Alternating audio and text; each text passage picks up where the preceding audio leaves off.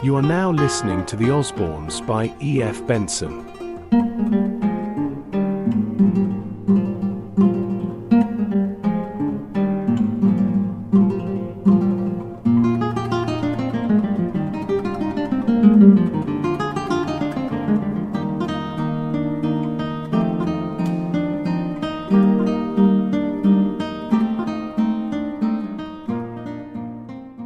Chapter 1. For the last 5 hours all the windows along the front of the newest and whitest and most pretentious and preposterous house in Park Lane had been blazing with lights, which were kindled while the last flames of the long July day had scarcely died down into the ash-coloured night, and were still shining when morning began to tinge the velvet grey of the sky with colour and extinguish the stars. The lights, however, in number 92 seemed to be of more durable quality than the heavenly constellations, and long after morning had come and the early traffic begun to boom on the roadway, they still burned with undiminished splendour. It was literally true, also, that all the windows in the long Gothic façade which seemed to have strayed from Nuremberg into the West End of London had been ablaze. Not only was the ground floor lit, and the first floor, where was the ballroom, out of which, all night, had floated endless webs of perpetual melody, but the bedrooms above, though sleep then would have been impossible, and, as a matter of fact, they were yet untenanted, had been equally luminous, while from behind the flamboyant balustrade the top of the house, smaller windows, which might be conjectured to belong to servants' rooms, had joined in the general illumination. This was strictly in accordance with Mrs. Osborne's orders, as given to that staid and remarkable person called by her, when she forgot, Whilom, and, when she remembered, Thoresby, and, also when she remembered, alluded to as my major domo. Whilom he had been in earlier and far less happy years, first as boot boy, then when the family blossomed into footman, as third, second, and finally first of his order. Afterward came things more glorious yet, and Thoresby was major domo. At the present time Mrs. Osborne had probably forgotten that there existed such officers as boot boys, and Whilom probably had forgotten too. The rise of the family had been remarkably rapid, but he had kept pace with it, and tonight he felt, as did Mrs. Osborne, that the eminence attained by them all was of a very exalted order. Mrs. Osborne had ordered that every window in the front of the house was to be lit, and this sumptuous edict not without purpose. She said it looked more joyful than what was a little electric light, and as the evening had been devoted to joy, it was right that the house should reflect this quality. For herself, she felt very joyful indeed. The last month or two had, it is true, been arduous, and in all London it is probable that there had been nobody, man or woman, more incessantly occupied. But had there been an 8 hours bill introduced and passed, which should limit the hours of energy for hostesses, she would have scorned to take advantage of so pusillanimous a measure. Besides, the nature of her work necessitated continuous effort, for her work was to effect the siege and secure the capitulation of London. That, with her great natural shrewdness, she realized had to be done quickly, or it would never be done at all. London had, not to be starved, but to be stuffed into surrender. She had to feed it and dance it and ply it with concerts and plays and entertainments till its power of resistance was sapped. Long quiet sieges, conducted with regularity, however untiring, were, she knew well, perfectly incapable of accomplishing its fall. The enemy at times, though she loved it so well, she almost considered London to be her enemy, must be given no quarter and no time to consider its plans. The assault had to be violent as well as untiring. The dear foe must be battered into submission. To arrive at all, you had to gallop. And she had galloped, with such success that on this night in July, or rather on this cool dewy morning in July, she felt that the capitulation was signed and handed her. But she felt no chill of reaction, as is so often the case even in the very moment of victory, when energies not only can be relaxed, but must be relaxed since there is nothing for them to brace themselves over any more. Her victory was of different sort. She knew quite well that she would have to go on being extremely energetic, else the capitulated garrison would by degrees rally again. But since the exercise of these energies was delightful to her, she was merely charmed that there would be a continual call for them. There was no casement jessamine on the house, which could stir to the dancers dancing in tune, but on the walls of the lowest story, growing apparently from large earthenware pots filled with mold, were enormous plants of tin ivy which swarmed up the walls of the house. But it was too strongly and solidly made to stir even to the vibration produced by the earthquaking motorbuses which bounced down Park Lane, and thus the dancers dancing in tune had no effect whatever on it. This stalwart ivy was indeed a sort of symbol of the solidity of the fortunes of the house, for it was made at the manufactories from which her husband derived his really American wealth. They covered acres of ground at Sheffield, and from their doors vomited forth all sorts of metallic hardware of the most reliable quality. The imitation ivy, of course, was but a froth, a chance flotsam on the stream of hardware, and was due to the inventive genius of Mrs. Osborne's eldest son Percy, who had a great deal of taste. His was no abstruse taste, like an appreciation of caviar or Strauss, that required an educated or, as others might say, a vitiated palate or a jaded ear, but it appealed strongly and almost overwhelmingly, to judge by the order book of the art department, to the eye of that general public which goes in for forms of decoration which are known as both chaste and handsome, and are catholic enough to include mirrors framed in plush on which are painted bunches of flowers and bead curtains that hang over doors. With shrewd commercial instinct, Percy never attempted to educate the taste of his customers into what they ought to want, but gave them in handsome catalogues lists of the things they did want, and of a quality that they would be sure to find satisfactory.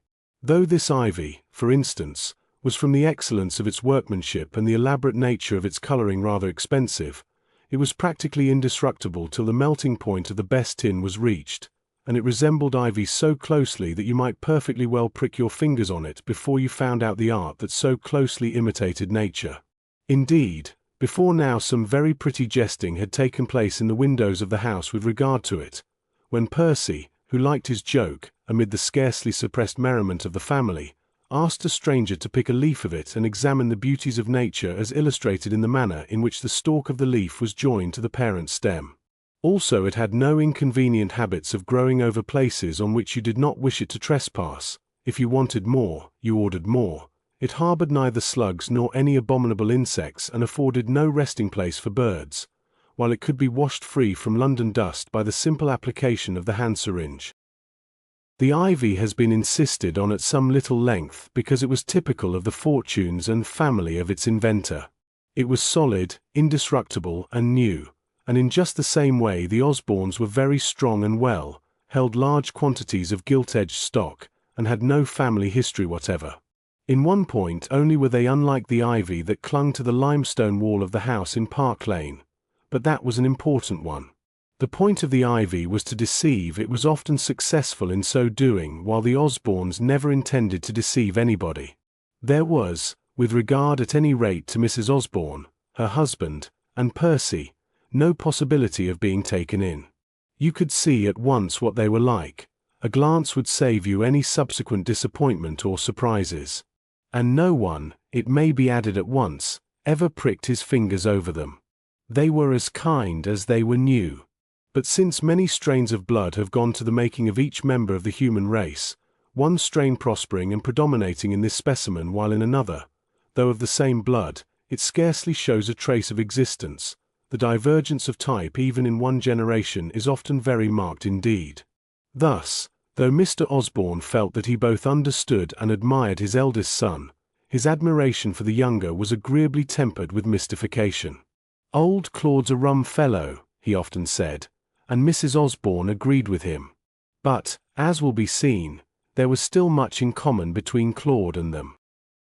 The house, like the ivy, was also new and solid, and in point of fact none of its inhabitants, again with the curious exception of Claude, were quite used to it yet.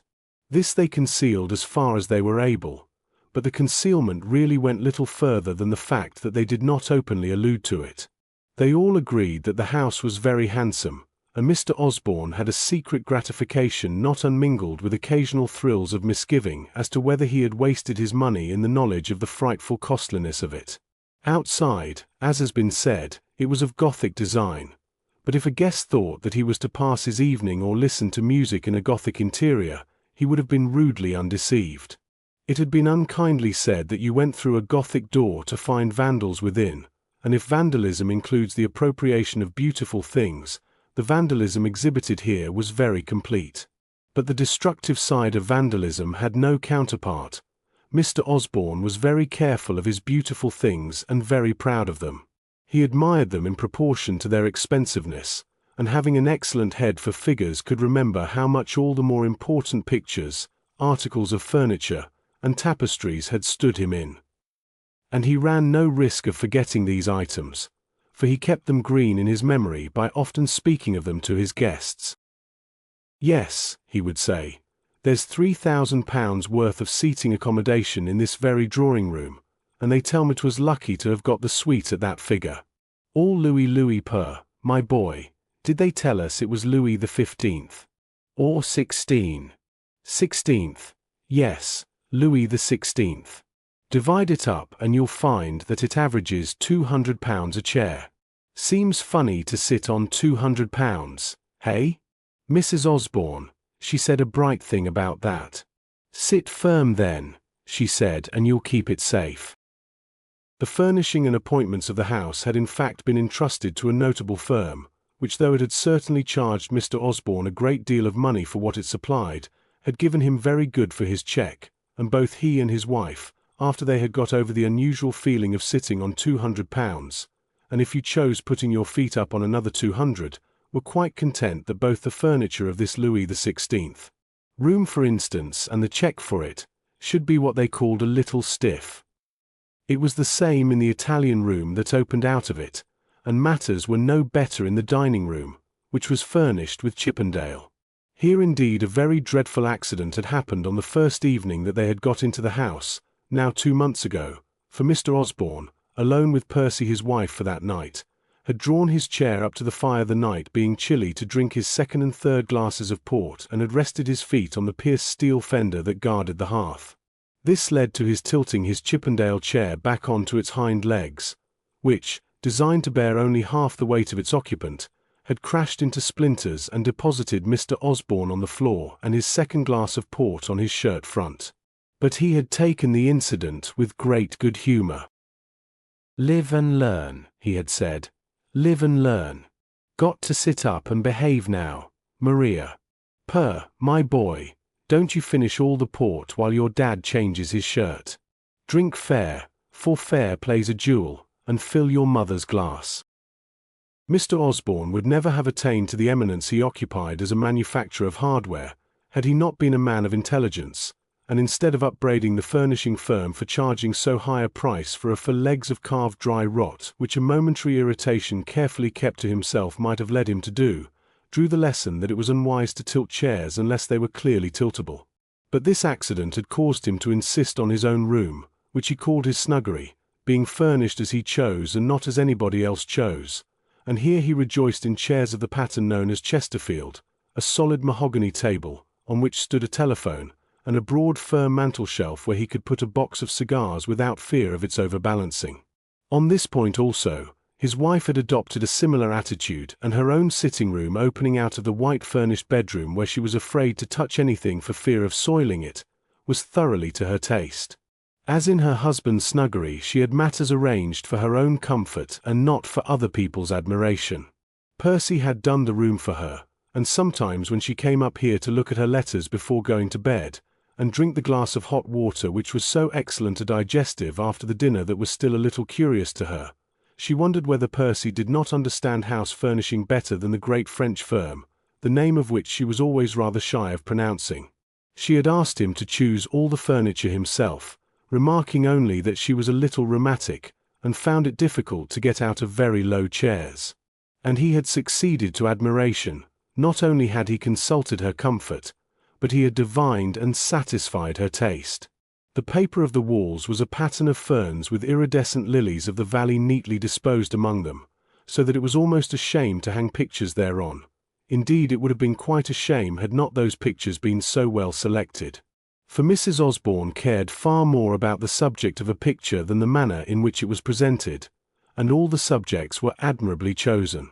There was a beautiful view of the church that Edward had built at Sheffield, a print of the Duke of Wellington in a garter and of Queen Victoria in a bonnet, and a couple of large oil paintings, one of the Land's End and the other of Coinance Cove, both of which were intimately associated in her affectionate heart with her honeymoon.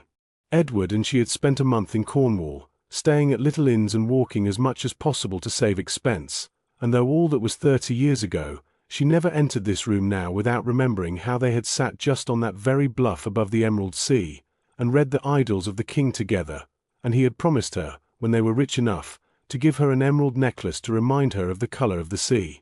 It is true that those emeralds, which were remarkably fine, were not exactly of the tint that either nature had given to the sea, or the very vivid artist had reproduced in the painting that hung on the walls, but they still reminded both her and Edward of those enchanted weeks in Cornwall, and it was but seldom, when she wore her emeralds, that he did not say Mrs. O has got the Land's End emeralds on tonight. Then, more often than not would follow the explanation of this cryptic remark, and the whispered information of how much the emeralds had cost. Mrs. Osborne, as a matter of fact, had overheard, again and again, what the figure was, but she was still officially ignorant of it, and generally closed the subject by saying, "Mr. Osborne won't never tell me what he paid for them. I believe he got them cheap, and that's why." But she secretly rejoiced to know that this was not the reason. The reason was just the opposite. They had been so enormously expensive. That expense would not be unreasonable now, but at the time, for she had worn the Land's End necklace for 20 years, it had been preposterous. They had had no holiday 1 year in consequence, but had grilled in Sheffield throughout August and September. But during those months she had worn the emeralds every evening, and it had been a sort of renewal of the honeymoon. Though they had not been able to go away themselves, they had managed to send Percy and Claude to the seaside, and the 2 months in Sheffield, when every night she wore the emeralds which had been the cause of their remaining there, was still one of Mrs. Osborne's most delightful memories, as a sort of renewed honeymoon. Since then times had considerably changed, and though to many the change from simplicity of life and not uncomfortable narrowness of means to the wider horizons which the rapid accumulation of an enormous fortune brings within the view, implies a loss of happiness rather than an extension of it, neither Edward nor she were of that Arcadian build. They both immensely enjoyed the wider horizon. The humble establishment with parlour maids had been all very well, but how much more enjoyable was the brownstone house on the outskirts of Sheffield with footmen and a carriage. For Mrs. Osborne did not find it in the least interfered with her happiness to have men to manage or richer things to eat. As a matter of fact she liked managing, and rejoiced in the building of a new wing to the brownstone house, in the acquisition of motor cars and in the drain on their time and resources by Edward being made mayor of Sheffield. Neither of them ever thought that they had been happier when their means were more straitened and their establishment humbler. Both of them, in spite of an essential and innate simplicity of nature, rejoiced in these establishments, and were always ready to enlarge and embellish and rejoice. They had always made the most of their current resources, though in a merely financial sense they had always saved, and it was as great a pleasure to Mrs. Osborne to see her table plentifully loaded with the most expensive food that money could provide, and press second helpings on her guests, as it had been to have a solid 4 courses at midday dinner on Sunday in Sheffield and tell her friends that Mr. Osborne liked nothing better than to have a good dinner on Sunday, and see a pleasant party. To share it with him. She still inquired if she might not tempt her neighbours at table to have another quail, just as she had tried to persuade them to have a second cut of roast lamb, when in season, while from the other end of the table she would hear as a hospitable echo her husband's voice recommending Veuve Clicquot of 1884, just as in the old days he had recommended the sound whisky which would hurt nobody, not if you drank it all afternoon. The year of the mayoralty of Sheffield had been succeeded by 7 years fatter than even Joseph had dreamed of. Edward was as sound in his business as he was in the whisky he so hospitably pressed on his guests, and by dint of always supplying goods of the best possible workmanship and material at prices that gave him no more than a respectable profit, the profits had annually increased till, in the opinion of those who did not adopt so unspeculative a quality of goods, they had almost ceased to be respectable, and became colossal instead. Then, at the end of 7 fat years, Edward had realized that he was 60, though he neither looked nor felt more than an adolescent 50, had turned the hardware business into a company, and as vendor had received ordinary shares to an extent that would ensure him an income no less than that of the fat years. He had already put by a capital that produced some £10,000 a year, and he was thus not disadvantageously situated. Percy, however, still held the art department in his own hands. The plant and profits of that had not been offered to the public, but had been presented to Percy by his father on the occasion of his marriage, an event now 6 years old. For the whole idea of ornamental tin ivy and the host of collateral ideas that emanated therefrom had been Percy's, and it was now a joke between his father and him that Mrs. P. would soon have an emerald necklace that would take the shine out of the Land's End. Land's End will be Mrs. P.'s beginning, said his father. And the sea is Britannia's realm, he added by a happy afterthought.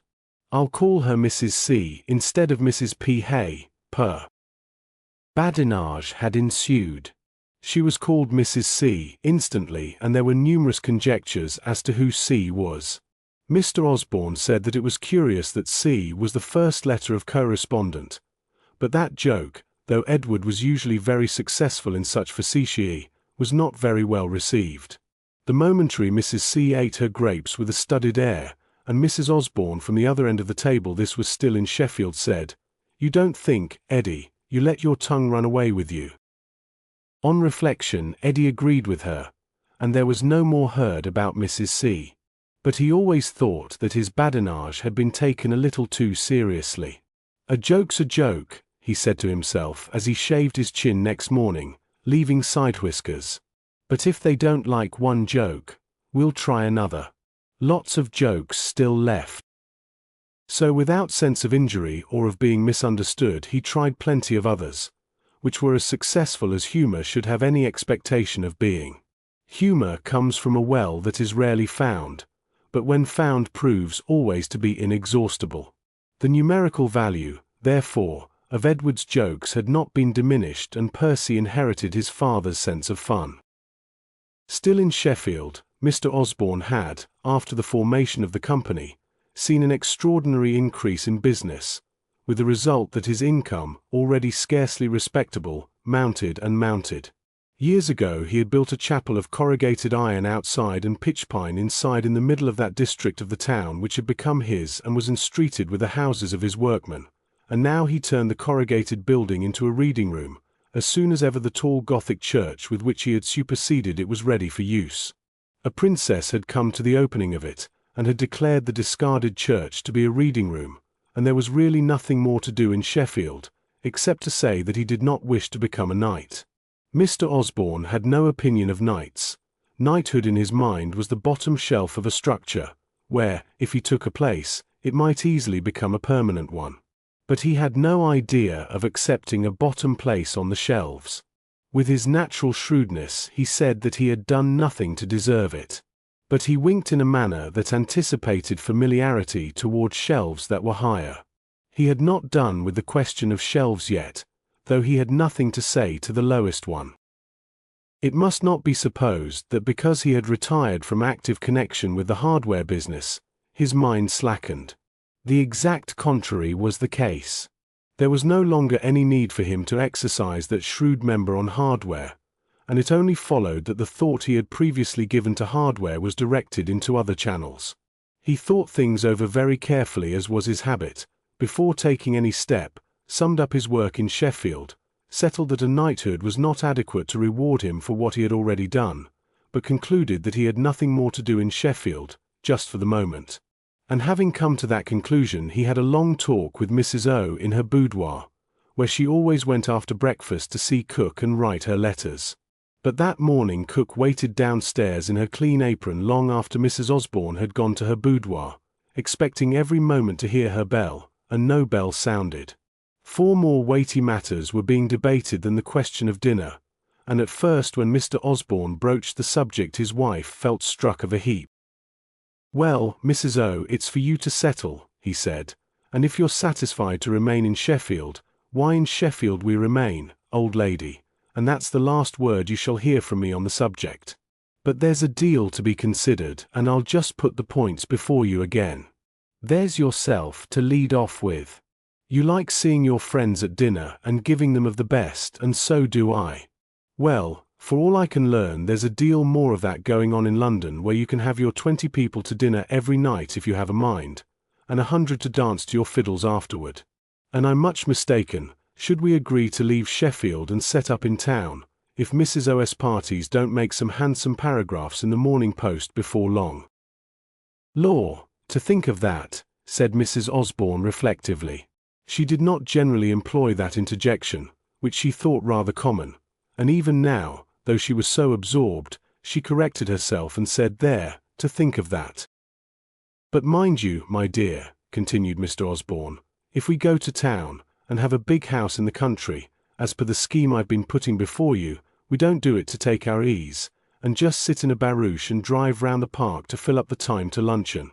I shall have my work to do, and it's you who must be helping me to get on, as you've always done. God bless you, Maria, and fine and busy it will make you. There's a county council in London as well as in Sheffield, and there's a House of Parliament in London which there isn't here.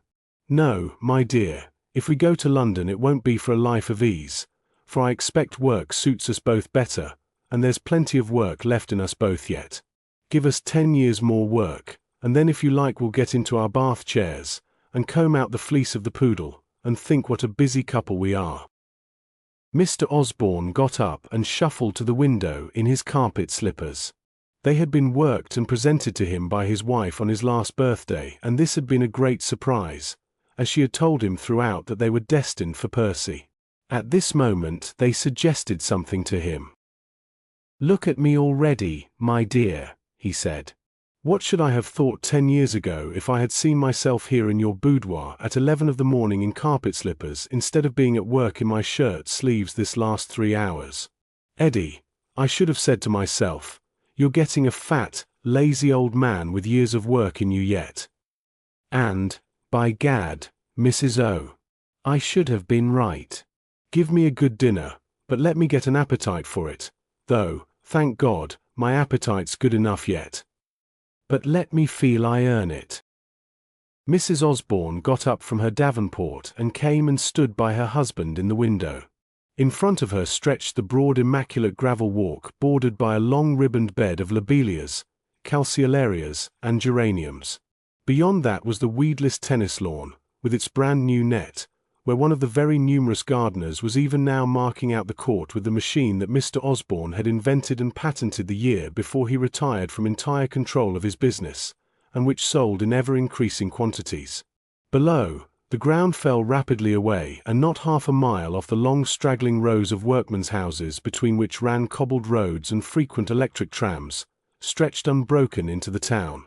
Of late years it had grown very rapidly in the direction of this brown stone house, and with its growth the fogs and smoky vapours had increased so that it was seldom, as on this morning, that they could see from the windows the tall and very solid tower of the Gothic church that had supplanted the one of corrugated iron. He looked out over this with his wife's hand in his for a moment in silence. "I don't know how it is with you, my dear," he said, "but every now and then a feeling comes over me which I can't account for or resist. And the feeling that's been coming over me this last month ago is that me and Sheffield's done all the work we're going to do together. But there are plenty of days of work for us both yet, but not together.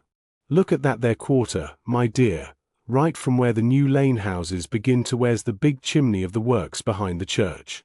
I made that, as well you know, and it's paid me well to do it, and it's paid Sheffield to have me to do it.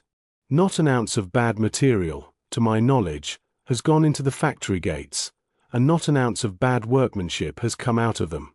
I've paid high for first-class materials, and I seen that I got them. I've turned out none but honest goods what'll do the work I guarantee them for, and last you 10 times as long as inferior stuff, as you and cook know, since there's not a pot or a pan in your kitchen, my dear, but what came from the shops. And I've made my fortune over it, and that's over, so I take it, and what's the sense of my sitting on top of a hill, just to look at my calceolarias and get an appetite for dinner by running about that court there? But if you've got a fancy for staying in Sheffield, as I say, this is the last word I speak on the subject." Mrs. Osborne nodded at him and pressed his arm, as he poured out these gratifying recollections in his rather hoarse voice. "There's more on your mind yet, Eddie, my dear," she said. "Do you think I've lived with you these years and seen you off your victuals by day and heard you tossing and turning in your bed at night without getting to know when you've told me all, or when you've got something further unbeknown to me yet. It's not me only you're thinking of." Mr. Osborne beamed on his wife.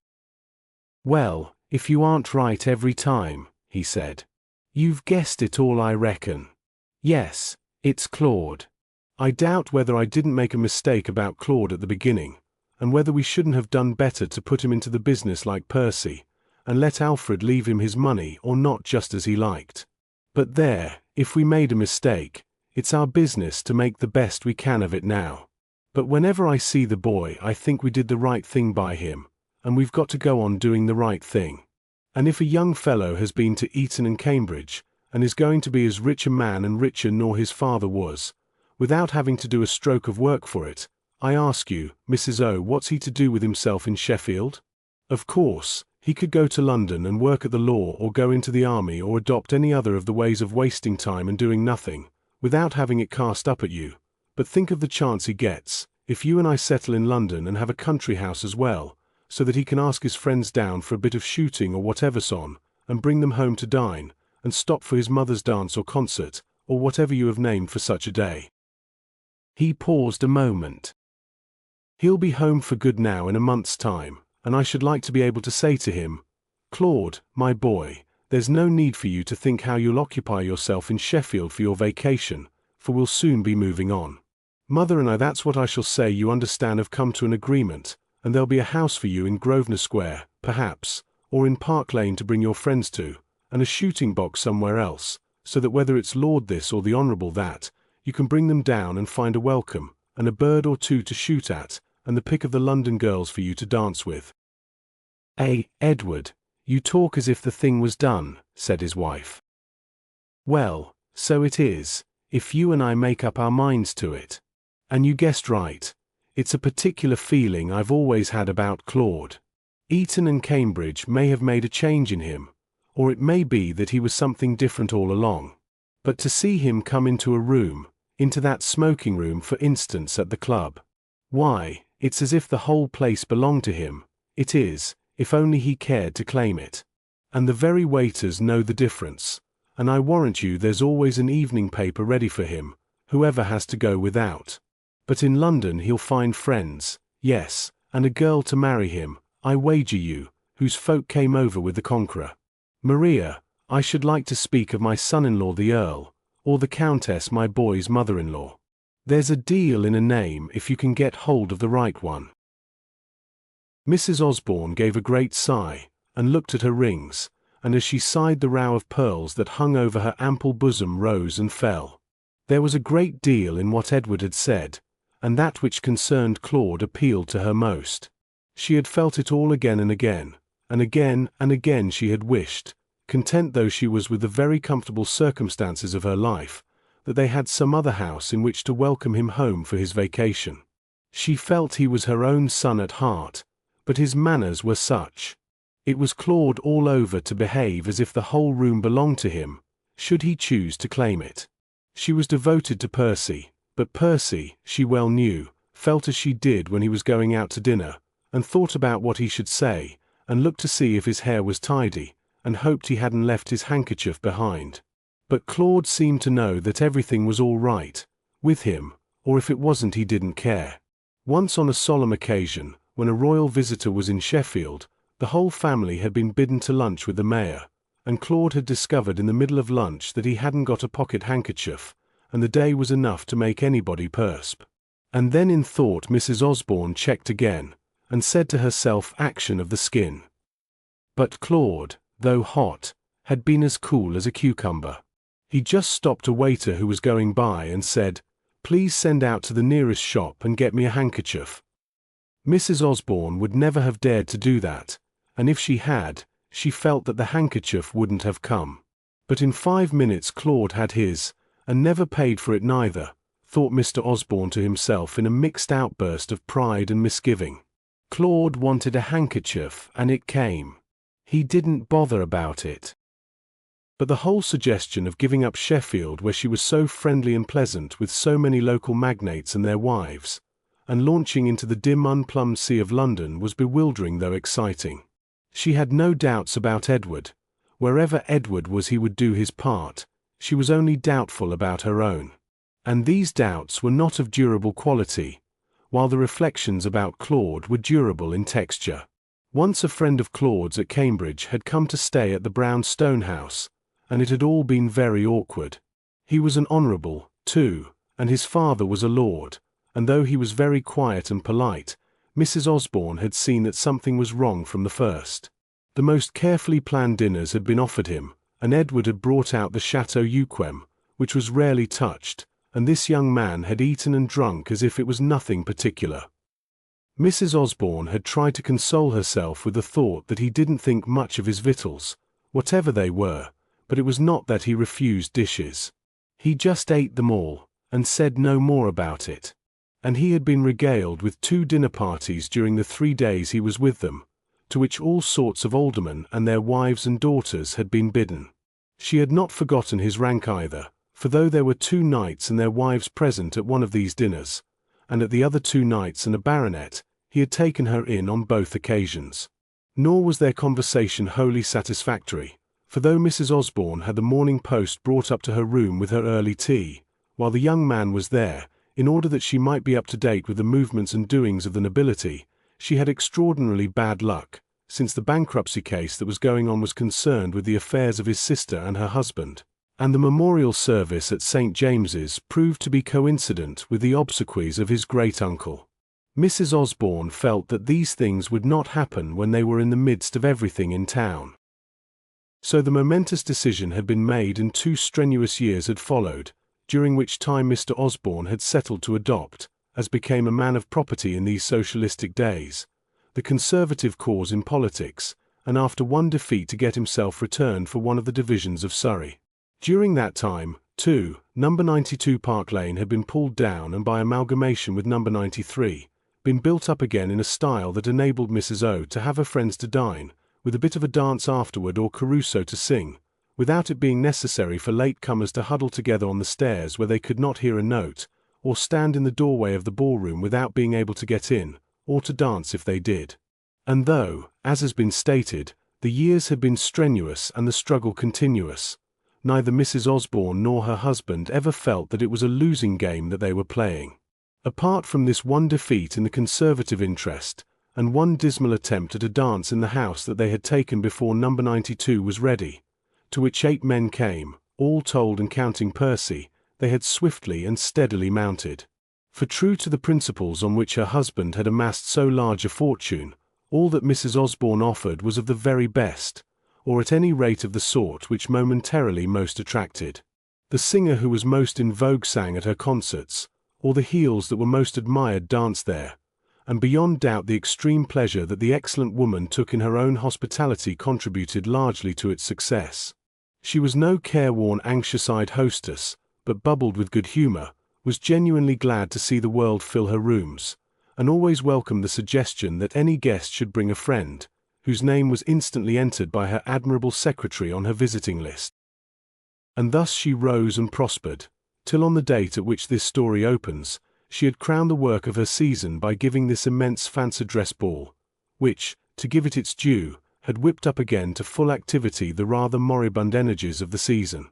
Somehow the idea had taken on at once. There had been no fancy dress function of any importance that season, and by one of those whims that govern the flow and ebb of the social world, London had thrown itself with avidity into the notion. It was soon clear that everyone would be there, and everyone was, and at last in her own house Mrs. Osborne heard the strains of the national anthem. It had been of no particular period. The point was not to have a strict and classical function but any amount of jewels and fine dresses, and Queens of Sheba, Cleopatras, and Marie Antoinettes joined hands in the quadrille with Napoleon, Piers Gaveston, and Henry VIII. She herself had been an admirable mistress page, her husband a veritable merry knight. But of all the brilliant figures in that motley crowd there was none perhaps more admired than the slim dark Piers Gaveston. And that was Claude. Chapter 2. Dora West was trimming her hat.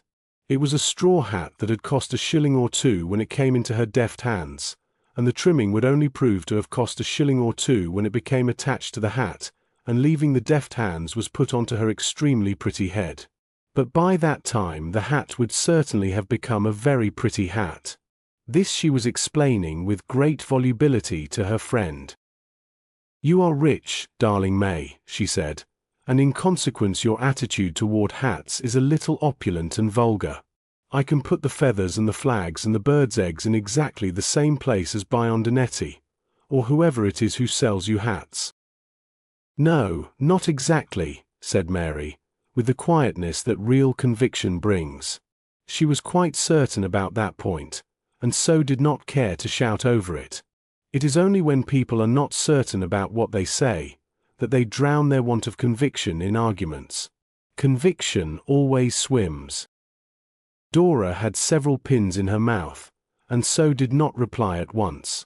In itself the pin reason was excellent, and more excellent was the fact that she did not wish to reply, knowing the quiet truth of Mary's conviction, especially since she could not settle the exact angle at which a very large white feather should be put.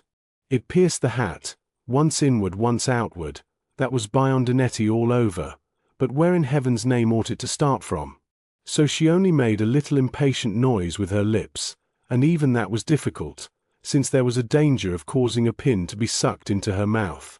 But she made it successfully. She poised the feather a moment, focusing its appearance against the hat. The effect produced by the impatient noise was sufficient to ensure her against any immediate reply.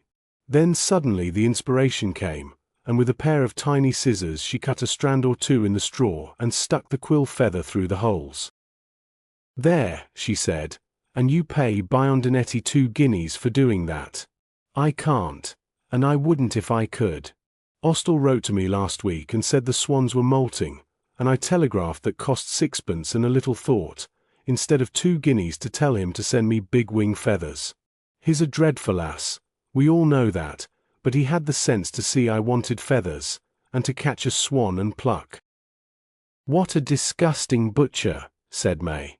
"I don't mean butcher, I mean vivisectionist." "And how do you think you get your feathers, darling?" asked Dora.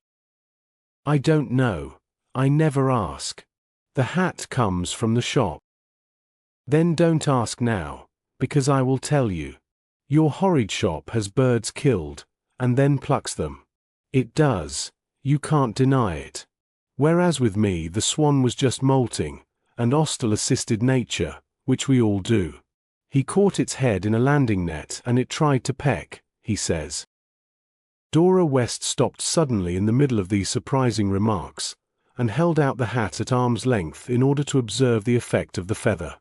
She had one of those enchanting faces that are overwhelmingly pretty for no particular reason.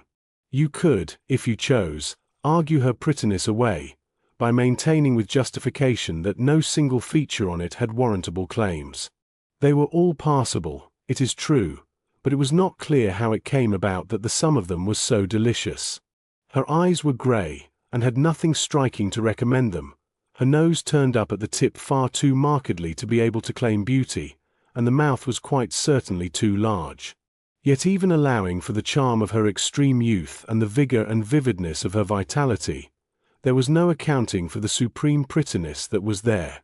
So the sensible thing was to stop arguing and look at it again, and more sensible yet, to say something that should make her laugh. For her laugh was the most enchanting thing of all. Then every feature laughed, there was no telling where it began or where it ended. May before now had declared that from quite a distance off, when Dora's back was turned, she had in a ballroom scene she was amused because the back of her neck and her shoulders were laughing so much. "Oh, nature wants a lot of assistance," she went on. "She is perfectly hopeless if you leave her to herself.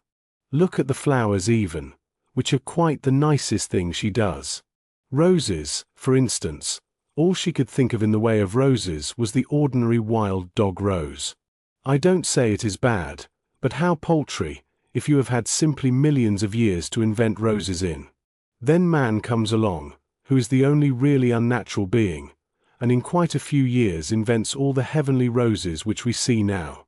Of course nature did it, in a sense, but she did it with his assistance."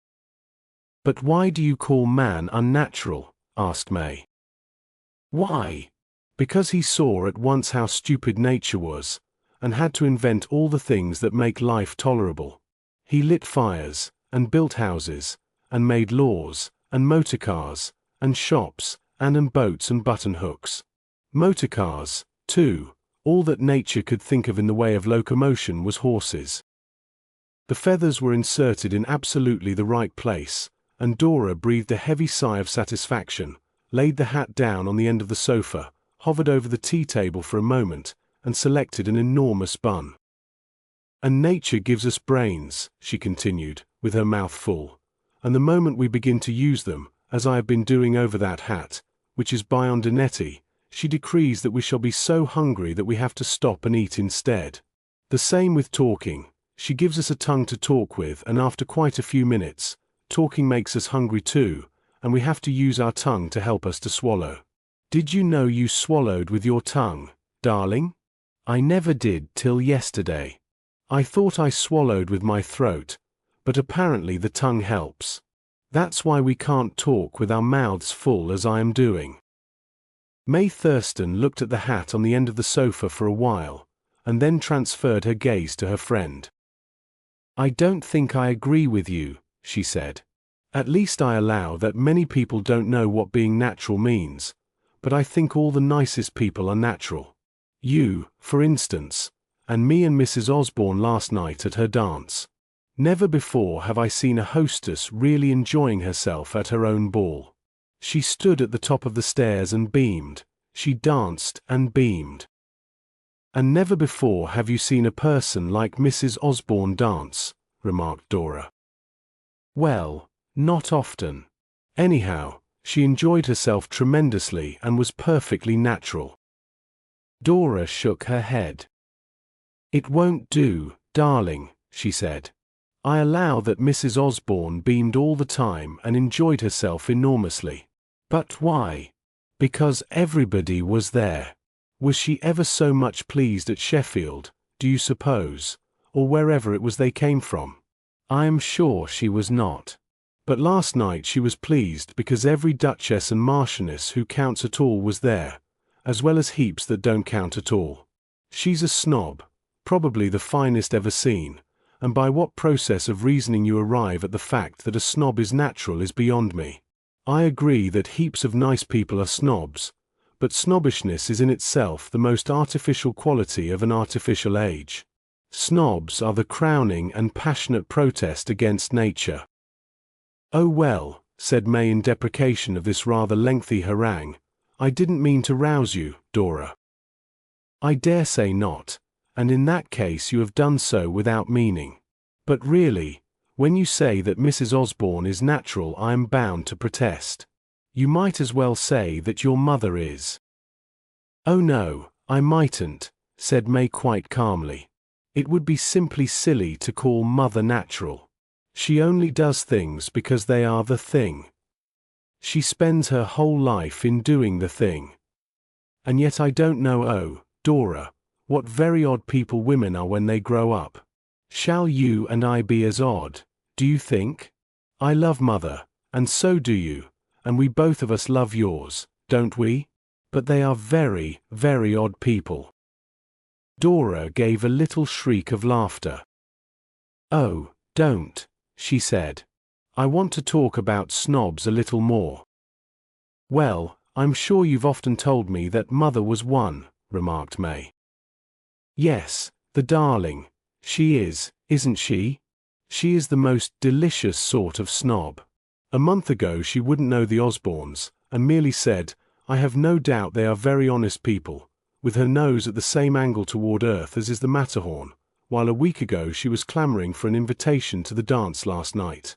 In the interval it had become the thing to know the Osbornes. My mother saw it was going to be the thing to know them long ago, and called at Park Lane almost before they had washed the white blobs of paint off the windows, or hung up those shields of heraldic glass on the stairs. Oh, no, is there heraldic glass on the stairs? Asked May, in a slightly awestruck tone. I never saw it. Dora, as her friend often declared, really did not always play fair. There had quite distinctly been the satirical note in her own allusion to the heraldic glass, but as soon as May reflected that in the appreciative reverence of her reply, Dora was down upon her at once. "And why shouldn't they have heraldic glass as much as your people or mine?" she asked smartly. "They've got exactly as many grandfathers and grandmothers as we have, and there's not the slightest reason to doubt that Mrs. Osborne was a Miss Parkins, and Mr. Parkins's heir, who, I expect, was far more respectable than my mother's father, who drank himself to death, though mother always calls it cerebral hemorrhage. Oh, May, we are all snobs, and I'm not sure the worst snobbishness of all isn't shown by those who say they came over with William the Conqueror or were descended from Edward IV. Probably the Osbornes didn't come over with William the Conqueror but were here long before, only they don't happen to know who they were." "I know, that is just it," said May, calmly. "They don't know who they were, and yet they put up their coats of arms." Dora looked at her friend in contempt. "I suppose you think you have scored over that," she said. "Not in the least. I am only pointing out perfectly obvious things." "Then why do it?" said Dora. "What I am pointing out are not perfectly obvious things. At least they appear not to be to you. The whole affair is a game, stars and garters and ancestors, and coats of arms is all a game. Oh, I don't say that it isn't great fun. But it is absurd to take it seriously. What can it matter to you or me whether great-grandpapa was a peer or a bootblack? It only amuses us to think that he was a peer. And if it amuses Mrs. Osborne to think that Mr. Parkins had a coat of arms at all, why shouldn't she put it up in the hall window? And since, as I said, she was the only child, of course she quarters with the Osborne arms. It's one of the rules. I believe you are jealous of them, because they are richer than your horrid family."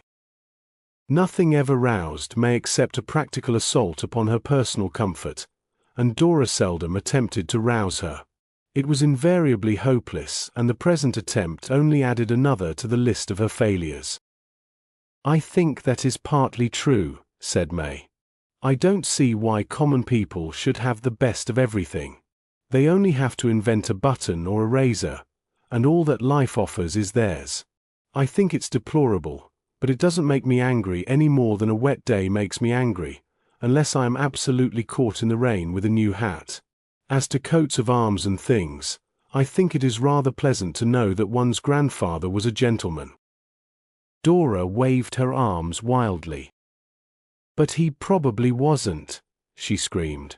"Mine wasn't. He was the wicked one, you know, and did awful things. Much worse than Mrs. Osborne's probably ever dreamed of.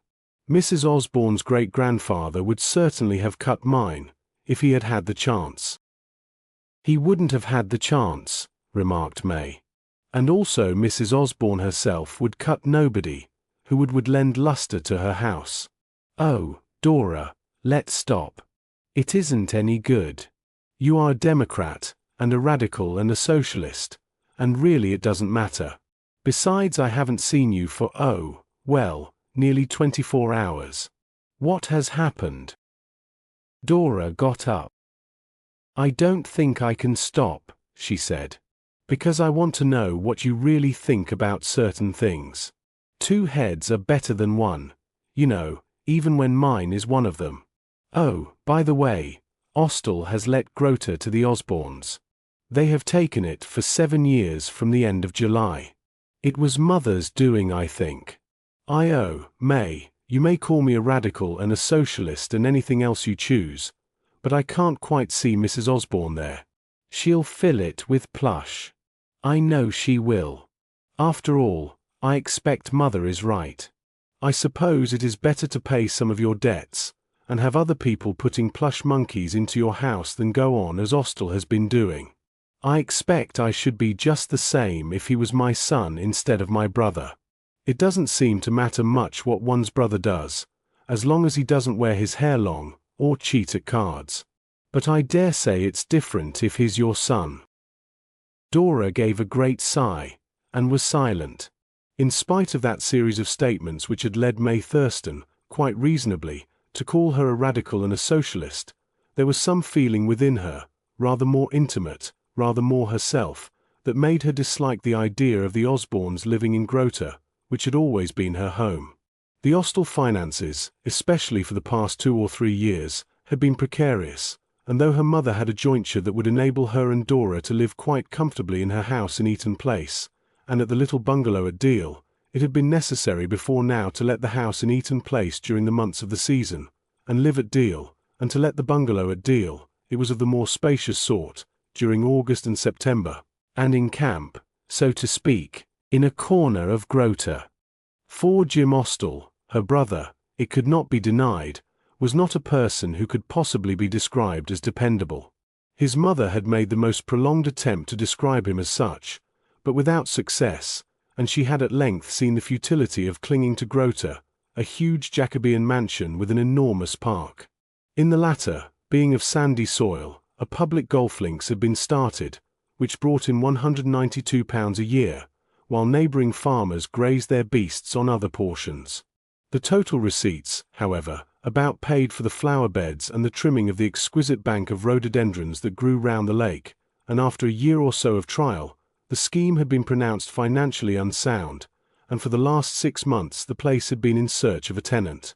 Austell had hoped that his well-known skill at bridge and his knowledge of horses might save him from the extremity of letting it. In this he had been disappointed. They had but contributed to the speed at which it was necessary to do so. All this, which was part of the habitual environment of Dora's mind, part of the data under which she lived, passed through it or was presented to it, like a familiar picture, in the space of the sigh that concluded her last speech. It was no longer any use thinking about these things.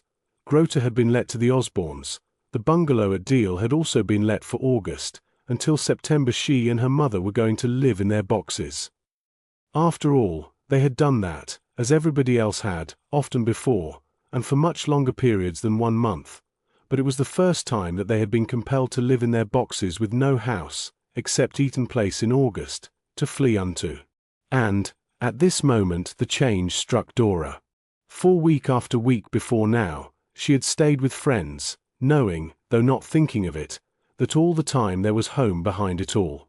True, now that Grota had been let, it would have been possible to live in the bungalow at Deal, but the latter had been let while the former was still uncertain, and Dora suddenly felt a sense of homelessness that was not quite comfortable. In 2 weeks from now they went to the Thurstons, then there were 3 more visits, then, no doubt, if they chose, many more visits, but there was nothing behind, there was no home. Meantime, the Osbornes grabbed homes wherever they chose. They built a palace in Park Lane, they took Grota from her own impecunious family, and as Mrs. Osborne had told her mother last night, Mr. O had a fancy for a bit of stalking for self and friends in the autumn, and had taken a little box up in Sutherland. She, however, was going to settle down at Grota at the end of the season, and did not intend to go north. There had been badinage over this, it appeared, between her and Mr. O, and he threatened her with an action for divorce on the grounds of desertion. And Dora felt much less socialistic and far more inclined to agree with May on the iniquity of common people having all they wanted simply because they invented a button. If only she could invent a button. Dora, as has already been seen, was apt to be slightly discursive.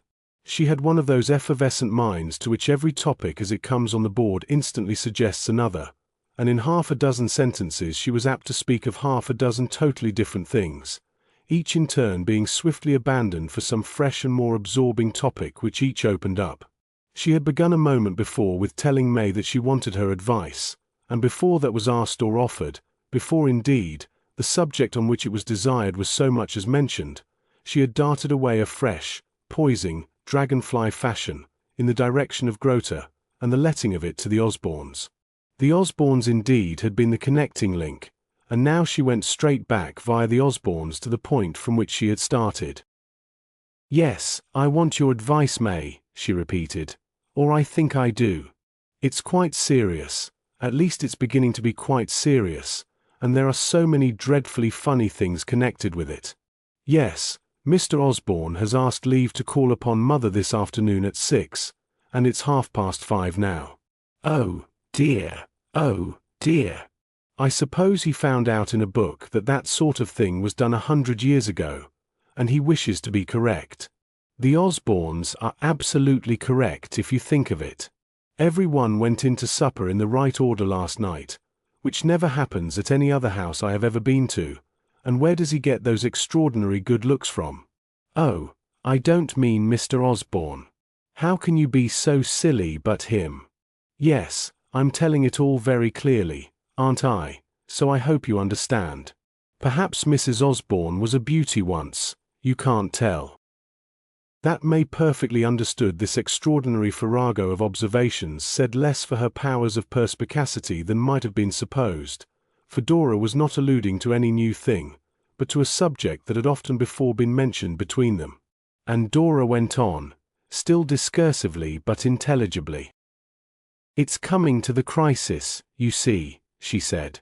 "Mr. Osborne's call on Mother is of a formal nature. He is going to ask permission for Claude to pay his addresses to me. He will use those very words, unless Mother says yes before he gets so far. And then I shall have to make up my mind. At least I'm not sure that I shall. I believe it's made up already. And yet I can't be sure. May, I feel just like a silly sentimental girl in an impossible feuilleton. He thrills me.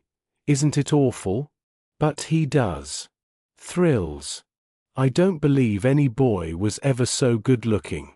And then suddenly in the middle of my thrill, it all stops with a jerk, just because he says that somebody is a very handsome lady.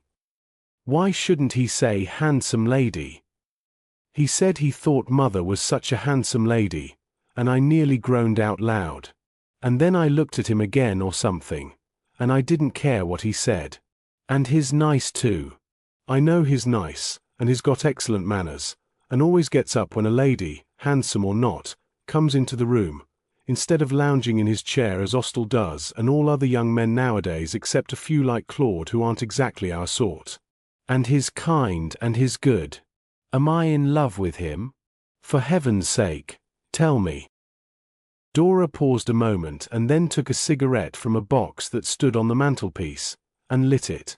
She never smoked cigarettes. She only lit them, and the mere fact that she lit one was indicative of extreme absorption in something else. "You're engaged, May," she said, "so you ought to know. Else what is the use of your being engaged? What do you feel when that angel Harry comes into the room?" May could answer that quite easily. "Oh, I feel as if it was me coming into the room," she said. "I feel as if I am not in the room, since you put it like that, unless he is." The conversation had been flippant enough up till this moment, though, as a matter of fact, Dora, being inconsequential by nature, often gave the note of flippancy when she was in earnest. Both of the girls, in any case, were quite serious now, and out of the depth of her 20 years' wisdom, May proceeded to draw a bucketful for Dora, who was only 19. "Oh, I expect you are in love," she said. "At least I expect you are feeling as if you were. I understand perfectly about the thrill, though it sounds so dreadfully Family Herald when it is said. But one does thrill. I believe that thrill is a pretty good guide. I don't usually thrill. In fact, I never had thrilled till I saw Harry. But I always thrill at him. I suppose all girls feel the same when they fall in love. I suppose people on bank holidays thrill when they change hats, or eat winkles. We are all common then. At least you may call it common if you choose. I don't see why you should. It's it." "You haven't told me about me," remarked Dora. May Thurston shifted her position slightly. It was not done with any idea of maneuver. She was the least dramatic of girls, and she only shifted because she felt a little uncomfortable.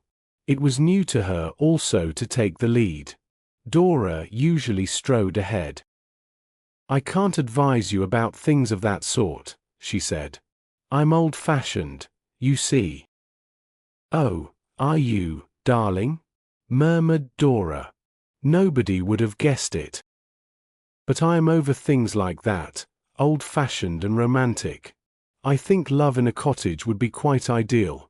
Not because a cottage is ideal, I would much sooner not live in one, but because love is. And, oh, Dora, I can just advise you not to marry him unless you are in love with him. I dare say heaps of girls make very nice sensible marriages, where there's lots of money, and where they each like the other, but you do miss such a lot by not falling in love. You miss it all. Dora scrutinized her friend for a moment, her head a little on one side, with something of the manner of a bright-eyed thrush listening for the movement of the worm that it hopes to breakfast on. But there's something in your mind, which you are not saying, May, she remarked. I can hear it rustling. Yes. There are just two little things that make me wonder whether you are in love with him. The first is you said you were sure he was good. That is no reason at all. You don't fall in love with a person because he's good. You esteem and like him, or it's possible to conceive doing so because he's good, but you don't love him for that reason. Dora gave a little purr of laughter. Oh, May, you are heavenly, she said. But surely it's an advantage if your promesso is good. Oh, certainly. But nobody in love stops to think about that. I see. Well, what is the second thing that makes you wonder? May looked at her with her large, serious blue eyes. What you said about being brought up with a jerk in the middle of your thrill, when he spoke of a handsome lady. As if it mattered. Yet somehow it does to you, or it would not bring you up with a jerk. And you think it doesn't matter? Asked Dora. Of course not if you love him, and if you don't, in the name of all that is sensible, don't marry him. That sort of marriage is called sensible, I know. It is really the wildest and most awful risk. Dora stared. How do you know? She asked. Of course I know, simply because I'm in love with Harry. Fancy being tied to a man for life without that. Gracious, it's nearly 6, and he was to call for me at home at 6. Oh, you can keep him waiting 10 minutes, said Dora. We've only just begun to talk about the great point. May shook her head. I could keep him waiting, she said, but I couldn't keep myself. I must go. Darling, I long to hear more, only you see I can't stop now. Come and see me tomorrow morning. I shall be in till lunch time. Dora shrugged her shoulders, not in the least naturally but of design. I think it's a pity to fall in love then, if it makes one so selfish, she remarked. No doubt you are right, darling. Goodbye, said May. It was, as May had said, close on 6, and in anticipation of Mr. Osborne's arrival, Dora removed herself from the little fore-and-aft drawing-room which looked out in front through 2 windows onto Eaton Place, and at the back through one onto the little square yard behind the house, and went upstairs to her bedroom, taking the hat with one swan feather fixed in it and the other still unplaced, with her. But even the hat, though in this extraordinarily interesting condition with regard to its trimming, failed at the moment to make good any footing in her mind. It was not that hats were less interesting than before, especially to the maker and wearer, but that during this last month something else had grown infinitely more interesting than anything else had ever been. The standard of interest possible in this world which Dora found so full of enchanting things had been immeasurably raised. Life hitherto had been brilliantly full of surface brightnesses, but it seemed to her now as if life, the sun-like spirit of life, which shone with so continuous a lustre on her, struck the surface of herself no longer, but penetrated down into depths that she had not yet dreamed of. There, in those depths, so it seemed to her, she sat now, while on the surface, so to speak, there floated all the pleasant and humorous and friendly things of life. The hat she held in her hand floated there, dogs swam about there and flowers sparkled, May Thurston was there and friends innumerable. But as in the exquisite picture of the birth of Eve by Watts, a big photograph of which hung over her bed, it was as if all these were but a skin, a rind which even now was peeling off her, showing beneath the form and the wonder of the woman herself. She sat in the window seat, and the hot air of the tired afternoon streamed slowly and gently in, just lifting and letting lie again the bright brown of her hair. Outside, the 100 noises of the busy town mingled and melted together, and seemed to her to form, even as the blending of all colors forms the apparently colorless white, a general hush and absence of noise. Rousing herself for a moment, and consciously listening, she could detect and name the ingredients of it.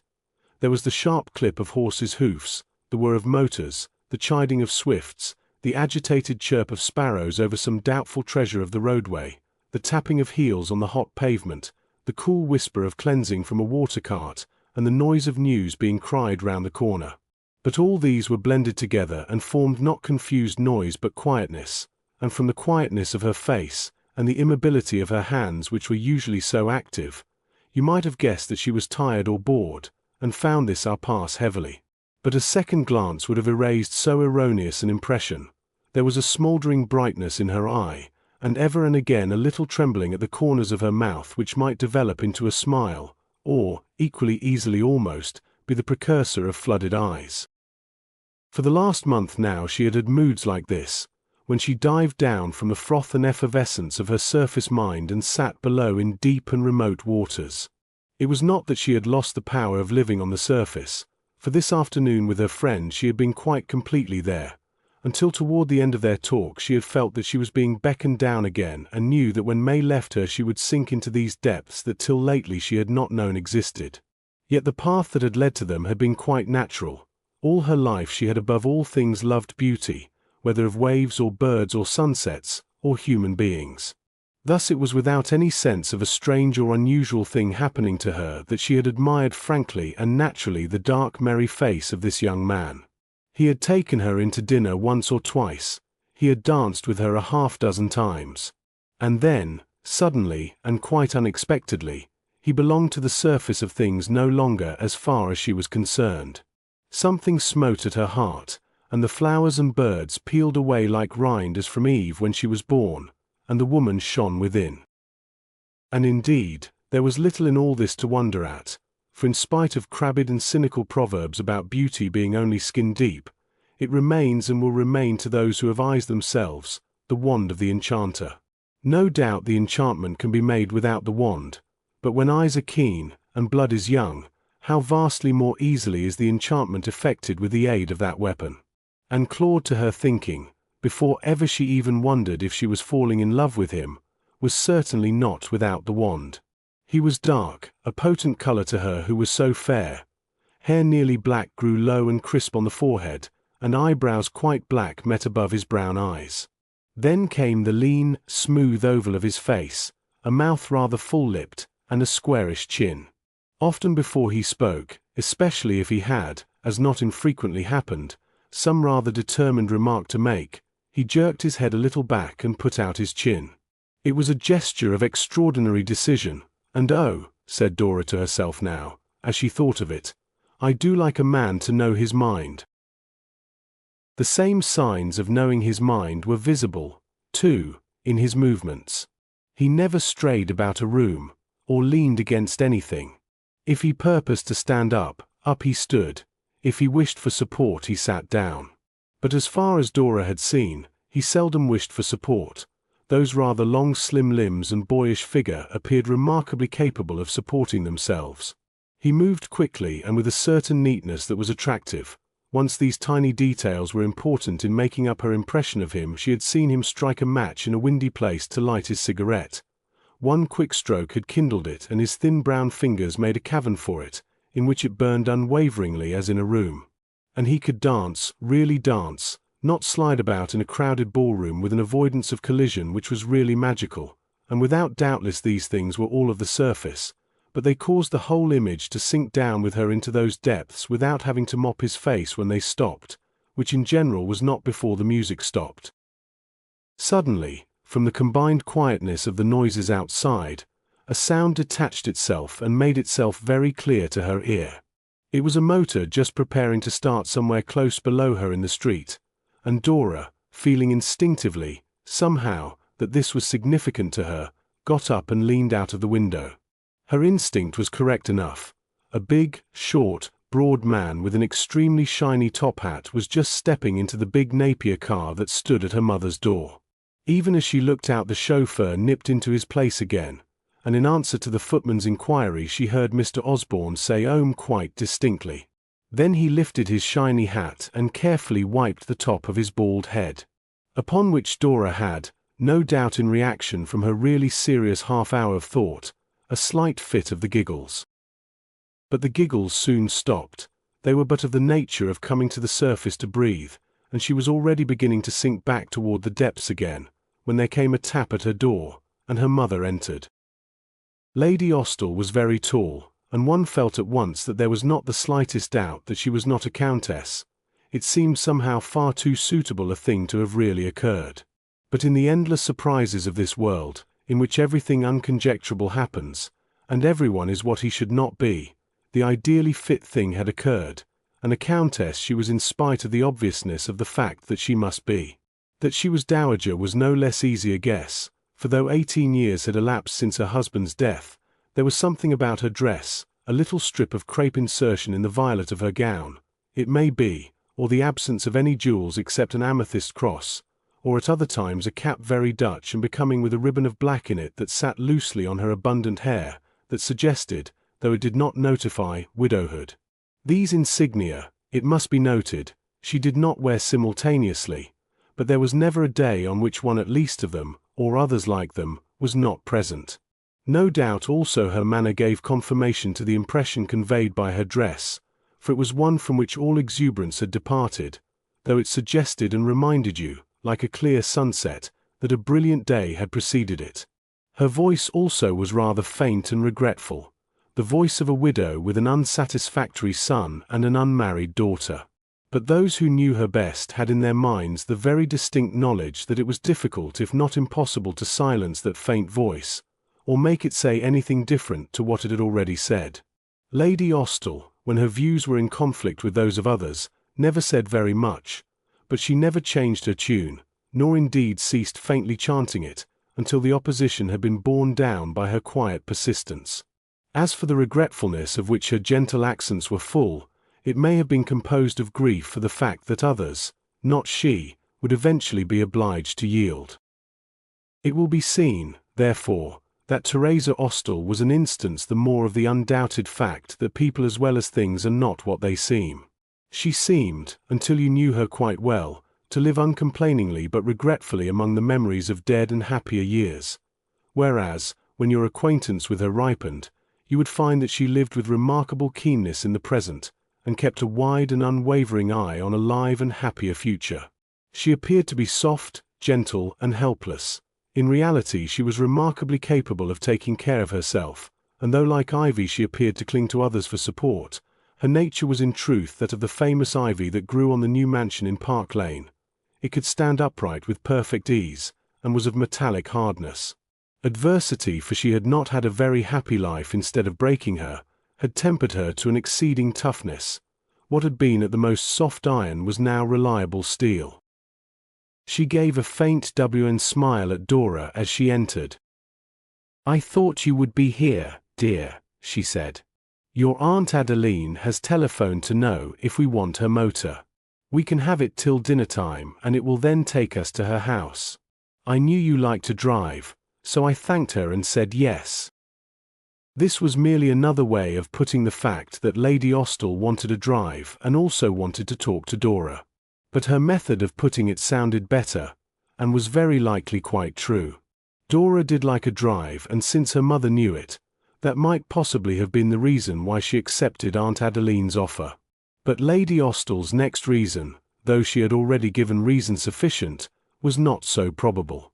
"A drive will do you good, dear," she said faintly. "You look a little fagged out and pale." Dora had learned not to dispute points with her mother. Though in general she was so full of discursive volubility, she was always rather silent with Lady Austell, of whom, in some way that she scarcely understood herself, she was considerably afraid. But that again was typical of the effect her mother produced on people. Those who knew her but slightly thought she was the least formidable of women, but the better she was known the more she was feared. Often Dora argued to herself about the matter. She knew that she was not afraid of anything tangible her mother could do to her. She could not beat her or starve her, or ill-treat her, and it must have been her mother's nature of which she was afraid. The feeling was analogous to a child's fear of the dark. It fears not what it knows of, but the unknown possibilities that may lurk therein. It cannot say what they are. If it knew, it would probably cease to fear them.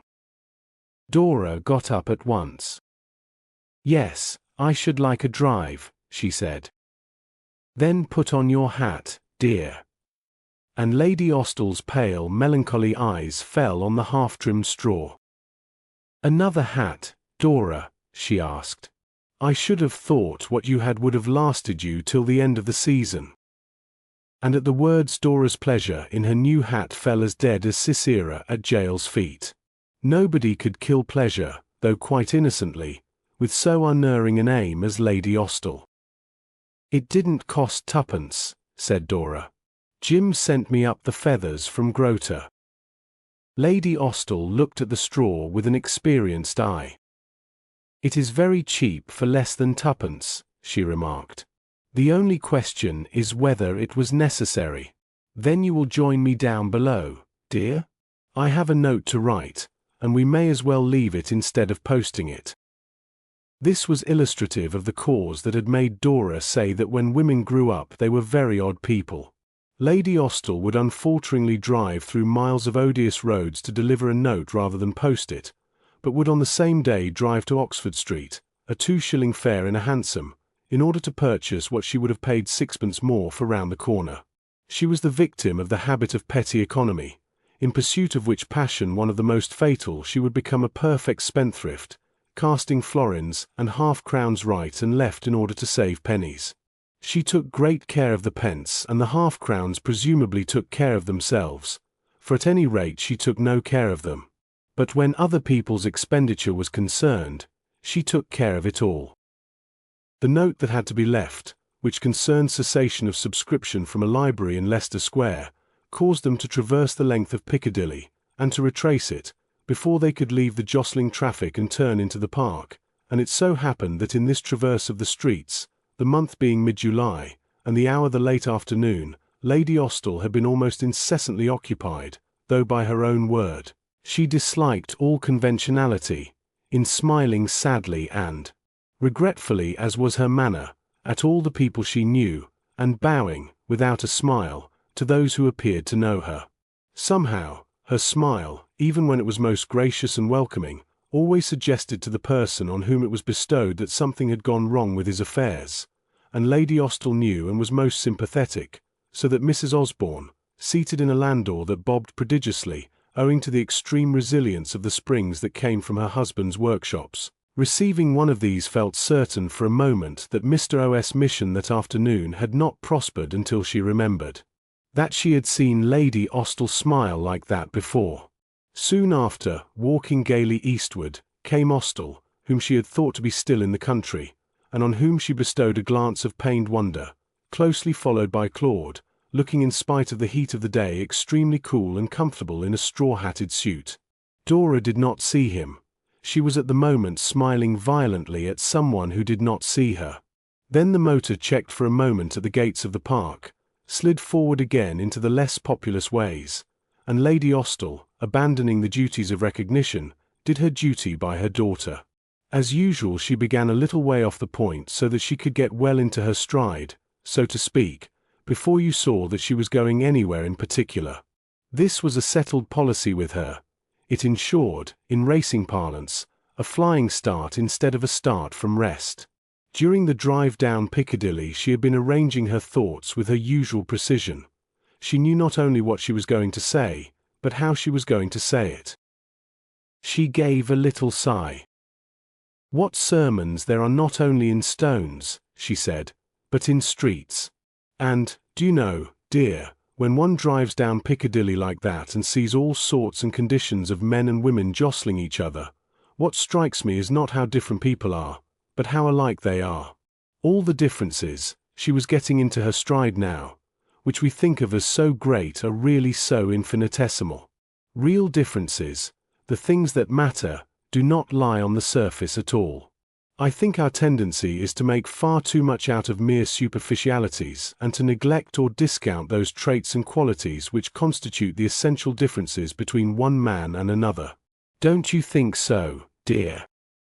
The ingenious Latin language has certain particles used in asking questions, one of which, the grammarian tells us, is used if a negative reply is expected, another if the reply is expected to be affirmative. Lady Austell, speaking in the less rich language of our day, could not make use of these, but there was something in her intonation quite as effective as none. Dora, without question, found herself saying yes.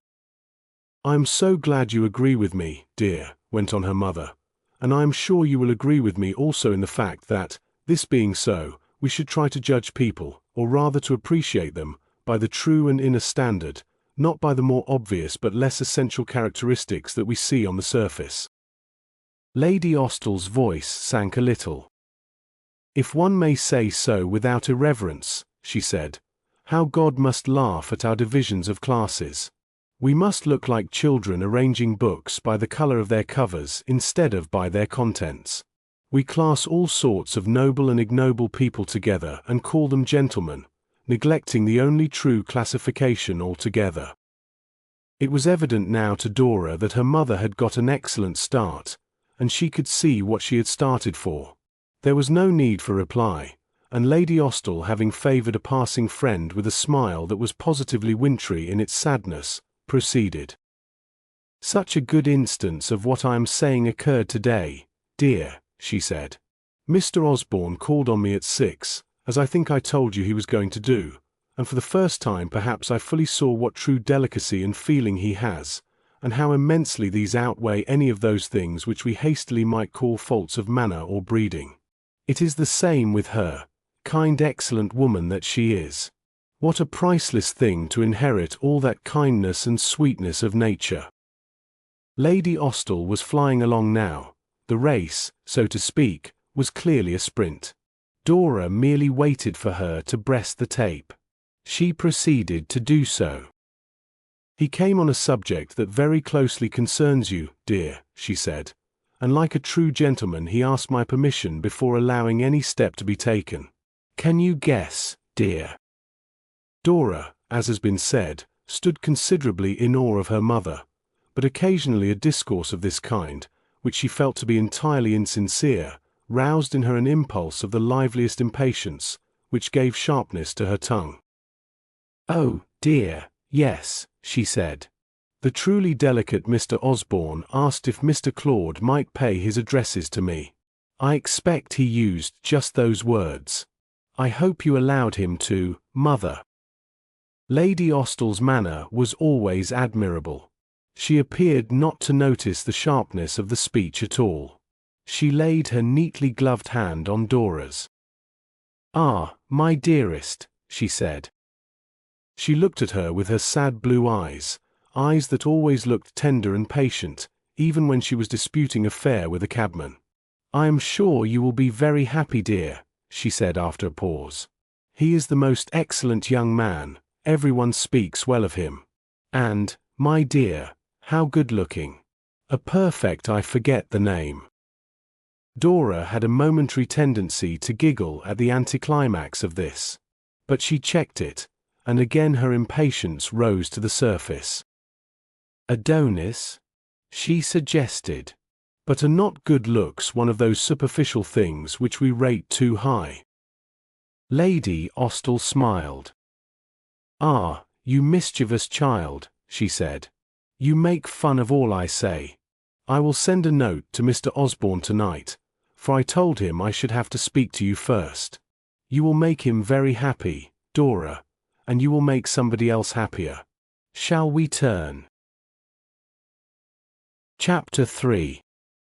Garden front of Grota faced southeast, and thus, though all day the broad paved walk in front of it had been grilled by the burning of the August sun, the shadow of the house itself had spread over it like an incoming tide of dark clear water before tea time, and at this moment 3 footmen were engaged in laying the table for that meal, while the 4th, as a matter of fact, was talking to the still-room maid under pretence of seeing to the urn. They were all in the famous Osborne livery, which was rather gorgeous and of the waspish scheme of colour.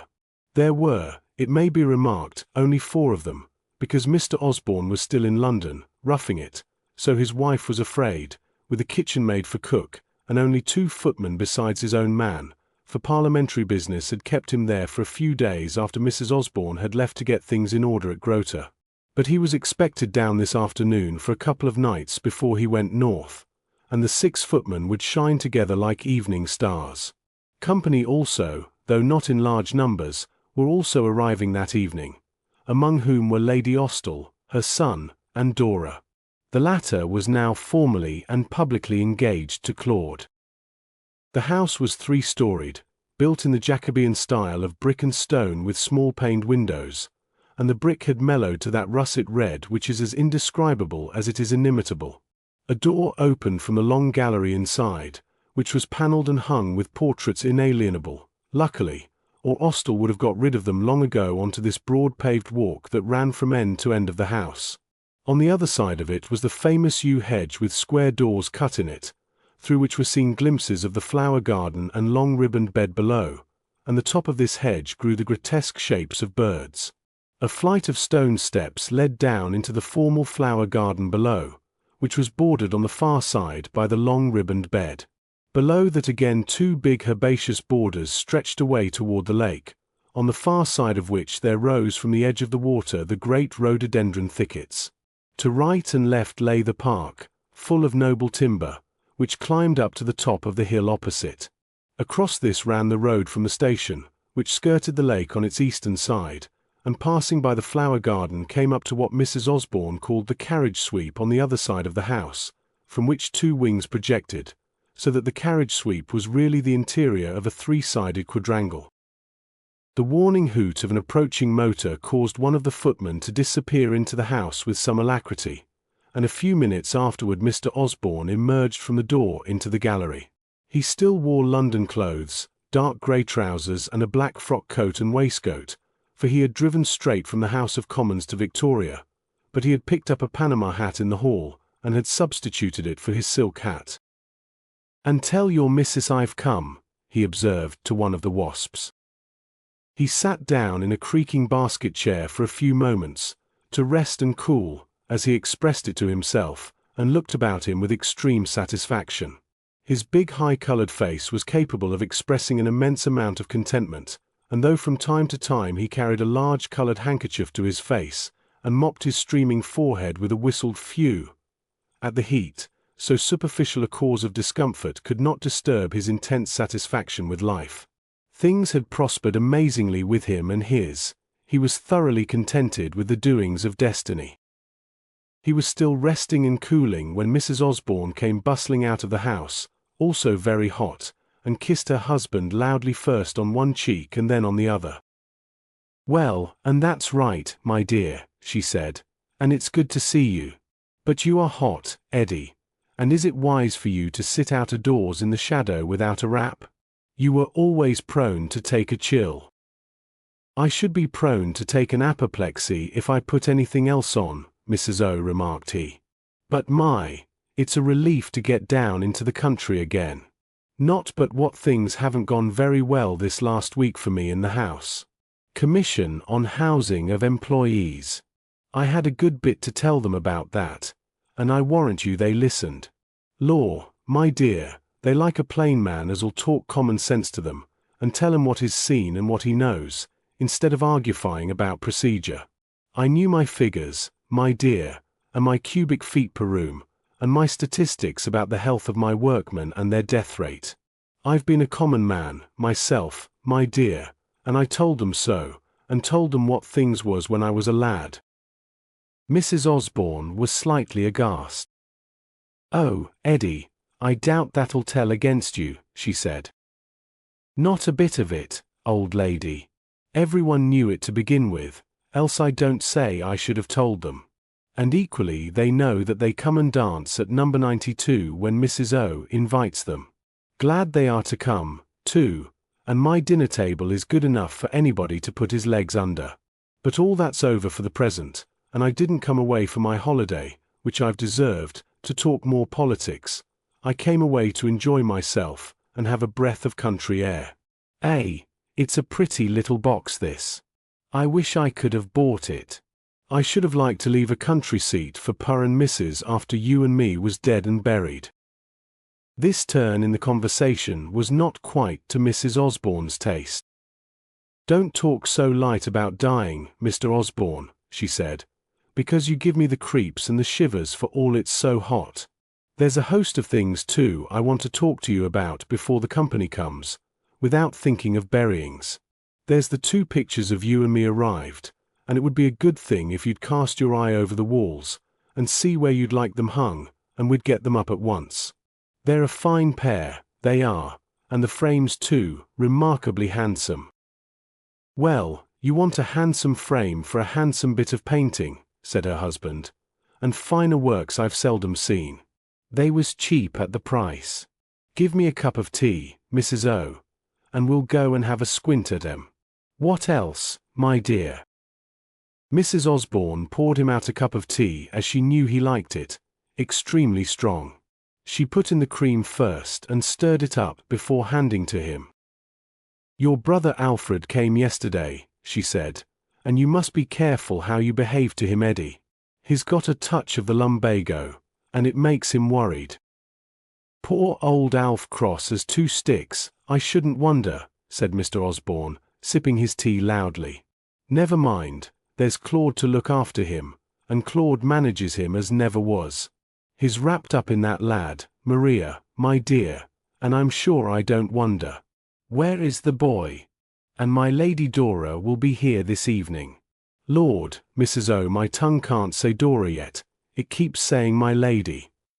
I seem as if I can't get used to it. And what other of the lords and ladies have you got coming?"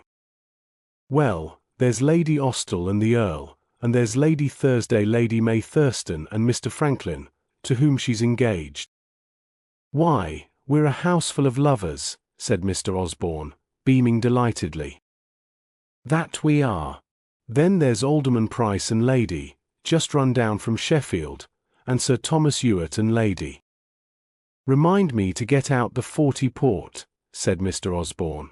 "Sir Thomas likes a glass of that." "He likes a dozen glasses of that," remarked Mrs. Osborne.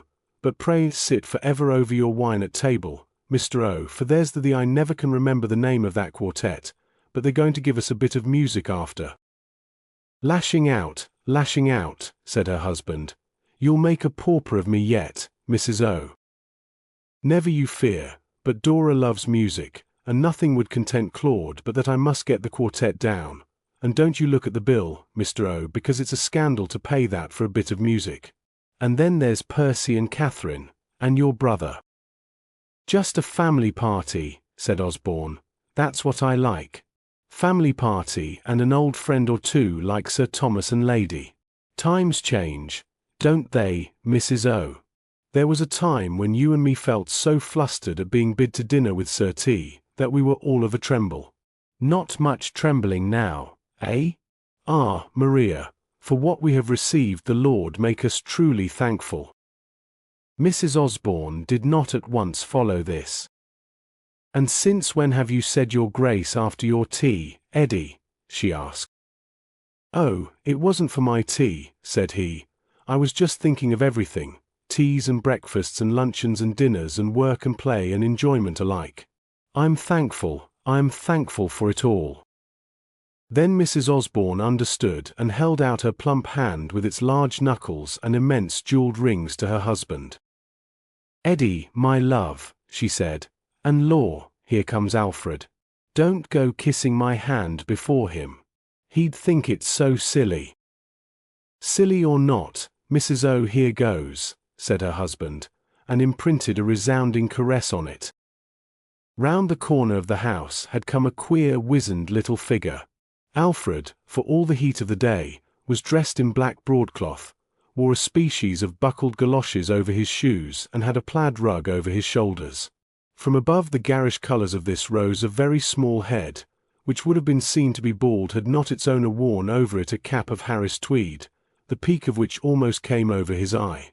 Below that appeared a thin little aquiline nose, a mouth so tight and thin-lipped that it looked as if it was not meant to open, and cheeks so hollow that they looked as if they were being sucked in by voluntary contraction. His walk was peculiar as his dress. He moved one foot a little forward and then put the other level with it. The same process repeated led to an extraordinarily deliberate progression. Alfred was Mr. Osborne's elder brother, older than him by some 10 years. He had entered a broker's office as clerk at the age of 15, and in the intervening years had, by means of careful and studied speculation, amassed a fortune that had made Mr. Osborne on a former occasion remark that Claude would be a richer man than his father without ever having done a stroke of work for it. For Alfred, unmarried as yet, had made Claude his heir, a benefaction in return for which he took it out of Claude's father and mother. By one of those strange fantasies of nature which must supply her with so great a fund of amusement, he united to an unrivaled habit of being right with regard to the future movements of the stock market, an equally unrivaled eye for the merits of pictures, and had for years bought very cheaply such works as dealers and connoisseurs would run up and wrangle for at Christie's a few years later. Here the inimitable humor of the construction of his nature came in, for well as he loved a picture, he loved a financial transaction a little more dearly, and sometimes he had collected works of an artist of no particular merit, in the consciousness that when dealers knew that he was buying them, they would begin to put the price up. Then he would gently unload, and leave them with unmarketable wares on their hands. He delighted in dealers, because they ministered to his recondite sense of fun. They did not delight in him, because they never knew whether he was collecting because he saw merit in an artist, or because his design was to make them think that such merit existed. One or two had tried to make friends with him, and asked him to dinner. He ate their dinners with a great appreciation, and scored off them worst of all. By some further strange freak of fancy, nature had made it easy for him to acquire all that which his brother and sister-in-law could not acquire at all, for brother Alfred, in spite of his ridiculous clothes, had the manner, the voice, and the ways of an eccentric and high-lineage duke, cynical if you will, and of amazing ill-temper, a fancy which Mrs. Osborne delicately alluded to as being worried. He also gave the impression of infernal wickedness, a quality which he was quite lacking in, except as regards his ill tempers. It was an undoubted fact that he invariably got the better of other competitors in speculating and picture dealing and such perfectly legitimate pursuits, which they might be inclined to attribute to diabolical alliances.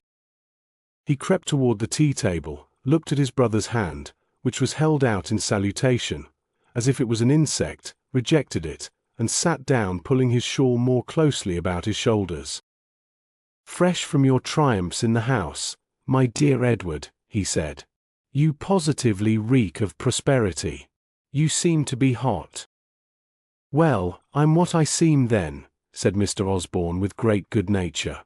He could not possibly be other than polite to brother Alfred, who was to make Claude his heir, even if he had been tempted to do so. As a matter of fact, he was not so tempted. Rum old Alf was his only comment on his brother, when he had been more than usually annoying. "I gather that the aristocracy assembles before dinner," went on Alfred. "Maria, my dear, after giving me tea for 40 years at frequent intervals, it is strange that you do not remember that I take milk and not cream. Another cup, please." "Well, and how's the lumbago, Alf?" asked his brother. "Plumbago I call it, weighs as heavy as lead round the loins. Not but what I've only once had a touch of it myself." "Very humorous indeed," said Alfred. There was certainly no doubt that brother Alfred was a good deal worried, and Mr. Osborne made the mental note that his lumbago must be very bad indeed to make him like this. Acid he always was, but not always vitriolic. But luckily both Mr. Osborne and his wife were proof against either acid or vitriol. They only felt sorry that brother Alf was so worried. "Well, well, take your mind off it, Alf," he said. "We've got a lot of fair dames coming down to cheer you up. Lord, Maria, what a rip brother Alf was when he was a young one. Opera every night and bouquets to the ladies on the stage." "Libel," remarked Alfred. Libel it was, but Mr. Osborne had intended it for a pleasant sort of libel. As the libel and not the pleasantness struck Alfred, he abandoned the topic. "Bought any pictures lately, Alf?" he said. No, but there are two I should like to have sold. You and Maria never saw such daubs. What did you pay for them? £25 apiece. Mrs. Osborne laughed, quite good-humouredly. Why, if he's not trying to buy them cheap off us, she said, and sell them expensive. £25 apiece, as if you didn't know that the frames came to more. You and you're joking, Alfred. Take a cucumber sandwich, which I know you like, though how you digest such cold vegetables at tea passes me. Why, I am reminded of a cucumber sandwich for hours after. Where are you going to hang them? Asked Brother Alfred. And if we weren't just going indoors when we've finished our tea to look, said Mrs. Osborne cordially. Do come with us, Alfred, and give your advice. I should recommend the coal cellar, said Alfred. They want toning. Why, and he's at his joke again, said Mrs. Osborne, with placid admiration. There is probably nothing more aggravating to a man in a thoroughly bad temper than to fail in communicating one single atom of it to others, but to have your most galling attacks received with perfect good humour. Such was the case with poor Alfred now. He could no more expunge the satisfaction from Eddie's streaming countenance, or strike the smile from his sister-in-law's powdered face, than he could make a wax doll cease smiling, except by smashing its features altogether. He tried a few further shafts, slightly more poisoned. It's odd to me, Maria, he said, that you don't see how Sabincourt, or whatever the dauber's name is. Yes, Mr. Sabincourt, quite correct, said Mrs. Osborne. How he has simply been making caricatures of you and my poor brother, making you sit with your rings and bracelets and necklaces and tiaras, just to show them off. And you, too, Edward, there you sit at your table with a ledger and a cash box and a telephone, just for all the world as if you were saying, this is what honest hardware has done for me. Mrs. Osborne was slightly nettled by this attack on her husband, but still she did not show it. And I'm sure Mr. Sabincourt's done the telephone beautiful, she said. Why, when I stand and look at the picture, I declare I think I hear the bell ringing. And as for my necklace and tiaras, Alf, my dear, why it was Eddie who bade me put them on. No, we've got no quarrel with Mr. Sabincourt, I do assure you. Alfred gave her one glance of concentrated malevolence, and gave it up. Whether he would have tried it again after a short period for reflection is uncertain, but at this moment Claude came out of the house. Hello, father, he said. I thought I heard the motors. But I was changing. Glad to see you, my boy. Been having a ride? Yes, on the new mare Uncle Alf gave me. She's a ripper, Uncle Alf. I'm ever so much obliged to you. And how's the lumbago? Alfred's face had changed altogether when Claude appeared, and for the look of peevish malignancy in his eyes there was substituted one of almost eager affection. And certainly, as Mr. Osborne had said, there was little wonder, for Claude's appearance might have sweetened the most misanthropic heart. He was dressed quite simply and suitably in white flannels and white lawn tennis shoes, and the contrast between him and his father in his thick, heavy London clothes was quite amazing. His brown clean-shaven face was still a little flushed by his ride, and his hair was even now just drying back into its crisp curls after his bath. He did not bother his mother to pour him out tea, and instead made a bowl of it for himself in an unused slop basin, moving the tea things with his long-fingered brown hands with a quick deftness that was delightful to watch. 4 lumps of sugar, Claude? Asked his father. You'll be getting stout, my boy, and then what'll your young lady say to you? Alfred turned a glance of renewed malignancy onto his brother as Claude laughed.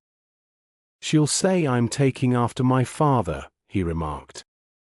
Alfred gave a little thin squeak of amusement. He had entirely failed to annoy his brother, but he hoped that Claude would have better luck. But again he was doomed to disappointment. Mr. Osborne's watch chain only stirred and shook, as it did when he laughed internally. Claude looked about for a teaspoon, took his mother's, and stirring his slop basin of tea, which was half milk, had a long drink at it. "Father, I thought I'd drive the Napier over to meet Lady Austell and Dora," he said, "if you don't mind." "Why, there's the 2 landors going, and the brougham, and the bus for the servants," said Mrs. Osborne. "What for do you want the car?" Claude flushed a little. "Oh, I only thought I should like to drive it," he said. "It's a smart turnout, too, and Dora likes motors." Mr. Osborne's watch chain again responded to ventral agitations. "Blessed if he doesn't want to give his girl a drive in his dad's best car, to show off the car and his driving," he said with some jocosity, which drew on him brother Alfred's malignancy again. "It's a good thing you haven't got to do the driving, Edward," he observed. "Why shouldn't the boy have the car out? I'll pay for the petrol." The suggestion conveyed here was not quite a random libel. Alfred, with his inconvenient habit of observation, had seen that the cost of petrol was a thing that worried his brother and promised to be a pet economy, like the habit of untying parcels to save string, or lighting as many cigarettes as possible at the same match, or the tendency shown by Lady Austell to traverse miles of dusty streets in order to leave a note instead of posting it. And Mr. Osborne got up a little more hastily than he would otherwise have done if this remark had not been made. "Oh, take the car, Claude," he said. "Very glad you should, my boy. Now, Mrs. O, you and I will go in and see where we'll hang our likenesses." Mr. Alfred waited till they had gone, and then drew his plaid a little closer round his shoulders with another squeak of laughter. "I thought that would get the car for you, Claude," he said. "That vexed your father." Claude finished his tea. "I know it did, Uncle Alfred," he said. "Why did you say it?" "Why, to get you the car. That's what I'm here for, to learn what you want and see you get it. There's some use in me yet, my lad. Usually I can't make your father annoyed with me, but I touched him up that time."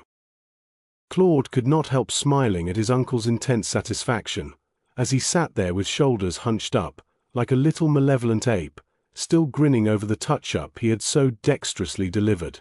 He himself had got up after finishing his slop basin of tea and was balanced on the arm of his chair, one slim leg crossed over the other, and his hands clasping his knees. His smile caused those great dark eyes nearly to close with the soft wrinkling up of the flesh at their outer corners, but closing them it opened his lips and showed the even white teeth between them. Then, with that gesture which was frequent with him, he tossed back his head and broke into a laugh. "Well, it's too bad of you," he said, "but thanks for getting me the car. It's a handsome bit of work. They told me at Napier's there wasn't such another on the road anywhere. And what if I do want to run Dora up in style? It's natural, isn't it?" Somehow when Claude was with his father and mother, he appeared to be a perfectly well-bred boy. But in spite of his extraordinary good looks and the perfect ease of his manner, the moment they had gone, and there was no standard of that kind to judge him by, he seemed different. "It'll be a pleasant change for her finding the house comfortable," he went on, "with servants to answer the bells, and half a dozen bathrooms where there wasn't one before, and no holes in the carpets to trip yourself over. The place was like an old dust heap when the lease was signed 3 weeks ago. But you may bet I made the furnishers and decorators put their best feet foremost, and I must say they've done it all in the best style. It's a nice comfortable English house, that is what it is. Mother wanted to have no end of gilding and kickshaws. I put my foot on that and backed me up." Alfred shuffled to the house after Claude had gone, and made his way to the dining room, where he expected to find the portraits of his brother and sister-in-law in process of being placed. The gallery through which he had first to pass had been left more or less in the state the Osbornes had found it in, though it was with difficulty that Mrs. Osborne had been persuaded not to put down a carpet on the polished oak boards. But she had had her way with regard to a few Persian rugs which had been there, and which she pronounced not fit to be seen, and had got some nice thick pieces of the best Kidderminster instead. Otherwise the Jacobean oak of its chairs, tables, and bookcases had been allowed to abide, nor had she interfered with the portraits of Wests that hung on its oak-panelled walls. But with the hall it was different, and she had made several striking changes here. There had not even been a hat rack in it, which did not matter much before, since the Wests had not entertained there for years, and you could put your hat down on one of the low oak chests. But Mrs. Osborne intended to entertain a great deal, and the first thing she did was to order 2 large mahogany hat stands with a sort of dock for umbrellas beneath, which she had placed one on each side of the door. On the white plaster walls between the oak pillars that ran up to the roof she had put up a couple of dozen stags' heads, ordered from Rowland Ward, and half a dozen foxes' masks, which gave the place a baronial and sporting air.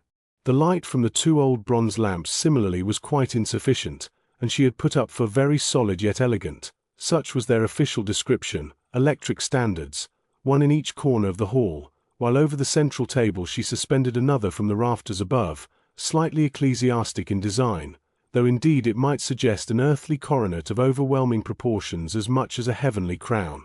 A few stuffed tarpons, killed by Parr in Florida, carried on the sporting note, which was further borne out by a trophy of spears and battle-axes and bead aprons which he had brought with him from the same tour.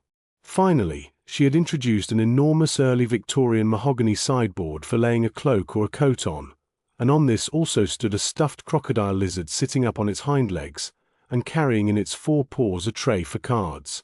This had been a birthday present to her from Mrs. Alderman Price, who was expected that evening, and even Percy, who had such taste, had said it was very quaint. So there it stood in the middle of the mahogany sideboard, carrying in its tray only the card of the clergyman of the parish. But Mrs. Osborne had no fear about callers. She was long past all that, and surveying the hall only this morning she had said to herself with great satisfaction, "I declare I shouldn't have known it, when I think what it was when I first see it." Alfred stood and looked about him for a moment or two when he came into this very suitably furnished hall, and observed with some silent amusement that Rowland Ward's label was still attached to one of the stags' heads. This he did not remove. Indeed, with the end of his stick he poked it into a rather more prominent position. Then he passed on into the dining room. The 2 portraits were already hung, for Mr. Osborne had seen at once where they should go, above the new mahogany sideboard which was like that in the hall, and was, in fact, as Mrs. Osborne said, its fellow. The windows took up the long side opposite to them, and on the other 2 were some half-dozen portraits, which Alfred had in vain tried to buy before now, but had found to his chagrin that they were inalienable. There was a Reynolds there, a Gainsborough, a couple of Romneys, and all had about them that indefinable air of race and breeding which the old English masters, lucky perhaps in their sitters, or at any rate in their own quality of vision, render so superbly. Till this evening the 3rd wall had been empty. Now Mr. and Mrs. Osborne, she in all her jewels, he with the telephone and ledger, shone there. Alfred glanced round the room, but his eye came back to these 2 portraits. Sabincourt, that superb modern artist, had done the sitters justice so rough that it might be taken for revenge. Mrs. Osborne sat full face, her white hair gathered beneath the all-round tiara of diamonds that she felt to be so heavy. Close round her neck was the Land's End necklace, but a rope of pearls reached to her waist and was fastened there by an immense ruby. Her large pillowy arms were bare to the shoulder. In one hand she held a Perigeux fan, but it was so grasped that the rings on the hand that held it as well as the bracelets were in evidence. The other lay negligently, knuckles upwards, on the carved arms of her chair. Her face wore an expression of fatuous content, and it was extremely like her, cruelly like her. And Edward had fared as well, or as badly, at the eminent hands of the artist. A vulgar kindly face peered into his ledger, and as his wife said, you could almost hear the telephone bell ring. Alfred seemed fascinated by the sight of the portraits, or rather by the sight of them in contrast with the others.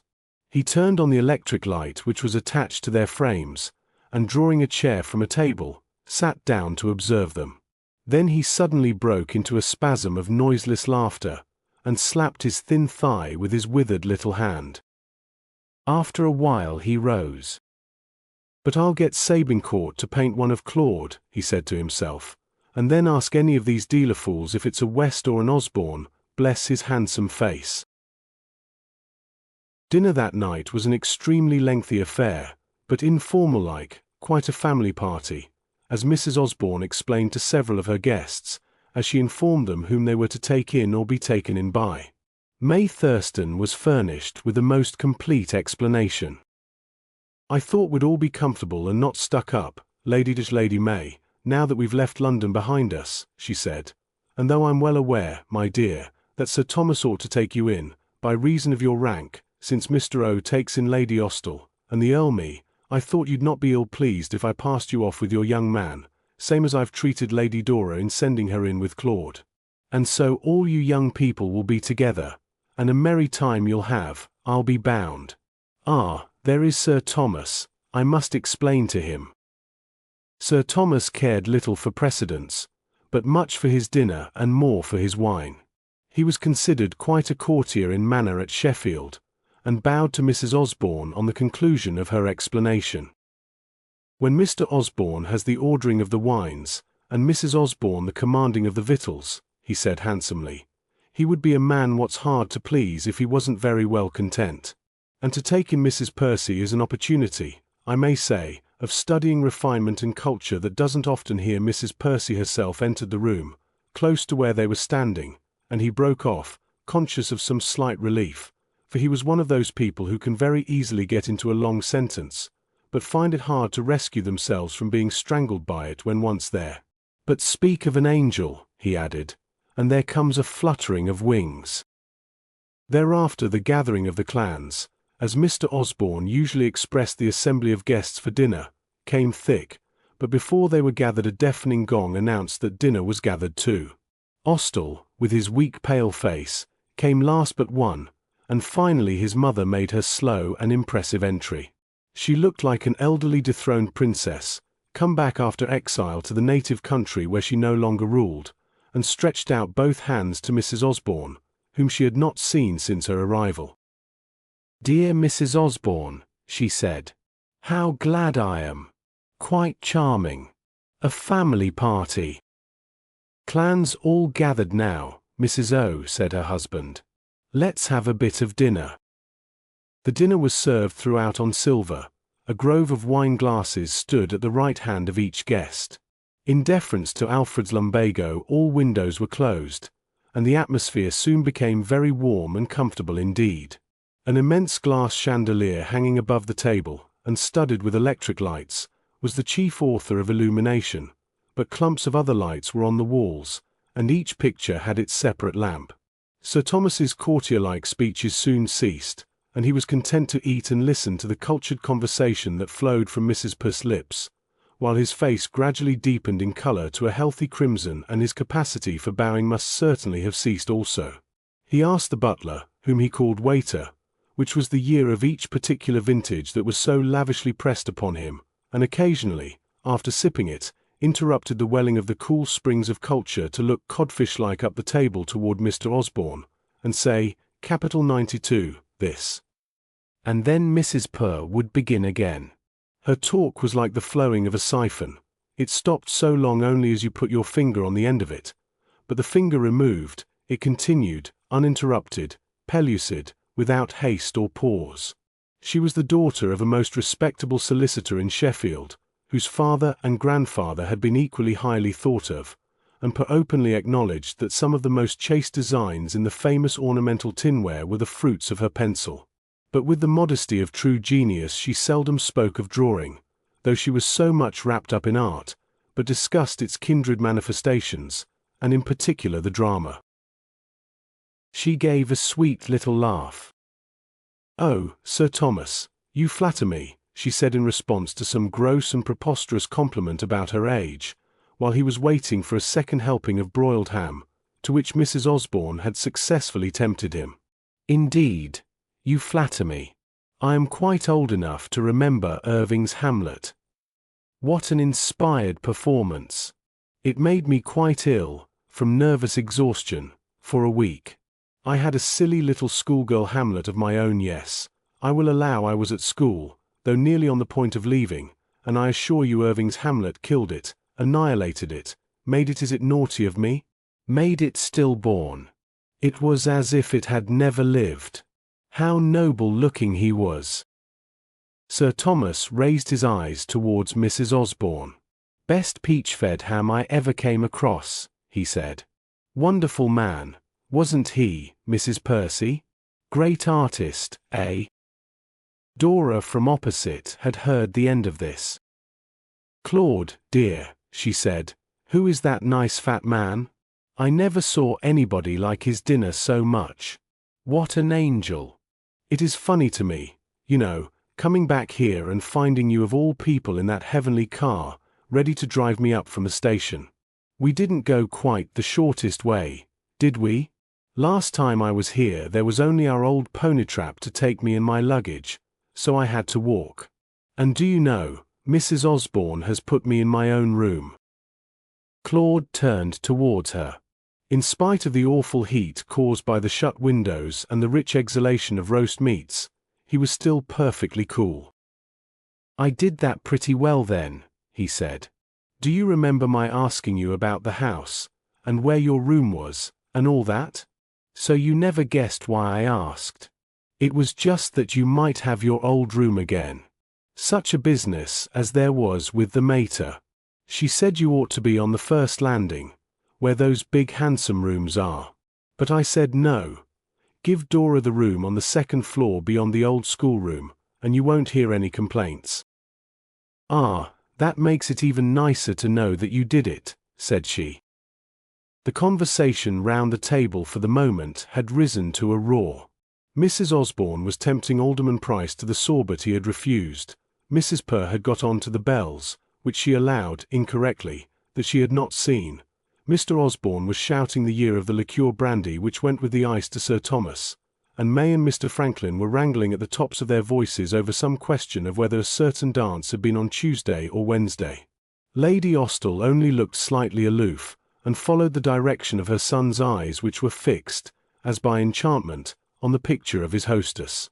And the crowd and the noise seemed to make a silence and isolation for the two lovers. "But it was a business getting my way," he said. "I never should have, but that I was always the mater's favourite." Dora heard the words, and something suddenly jarred. Somehow he should not have put it like that. He thought of himself, he took credit, and then before this rather disconcerting little moment succeeded in disturbing her, she looked at him again. There was the cool strong face, the smouldering eyes, that upward tilt of the chin, each inimitable, each Claude and no other. "Favourite," she said. "Do you expect me to be surprised?" Quails, out of season, but probably delicious, had come and gone, and with the iced fruit salad that followed port was handed round. And with that first glass of port Mr. Osborne rose to his feet. "Now it's the first glass of good old port from Oporto, Sir Thomas," he said, "and I ask the company to drink a health, not of this happy couple nor of that, as we well might do, God bless you my dears, but to someone else. Toasts I know are in general given after the dinner is over, and I hope Mrs. O. has got a savoury for you yet, and a peach or two. But it's been my custom to propose a health with the first glass of port, such as I see now in my hand." Sir Thomas gave a choked laugh. "Wish all toasts were drunk in such a glass of port, Osborne," he said. "Very kind, I'm sure, but silence for the chair, Sir Thomas. This is the first little dinner as we've had here, and may there be many to follow it, with all present as I see now. Ladies and gentlemen, who has had the privilege of entertaining you? Why, Mrs. Osborne. Maria, my dear, your health and happiness, and no speech required. God bless you, Mrs. O." It was a complete surprise to Mrs. Osborne, and for one moment she felt so shy and confused she hardly knew which way to look. Then she knew, and with her kind blue eyes brimming she smiled at her husband. Everyone drank something, Sir Thomas's complete glass with a hoarse murmur of no heel taps, Mrs. Purr a little sip of water, being a teetotaler, with her little finger in exclusive elevation, Lady Austell something at random out of the 7 glasses at her right hand, which had all been filled at different periods of dinner without her observing. And Dora, radiant, turned to Claude. "Old darlings," she said enthusiastically, and resumed her conversation with Mr. Franklin on her right. But Claude was not quite pleased with this heartfelt interjection. It was affectionate, loving even, but something more was due to the son of the house. The interjection ought to have been a little more formal and appreciative.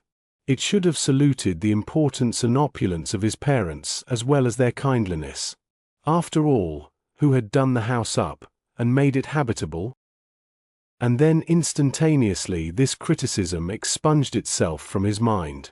Dora always said the thing that was uppermost in her mind, and old darlings, was a very good thing to be uppermost.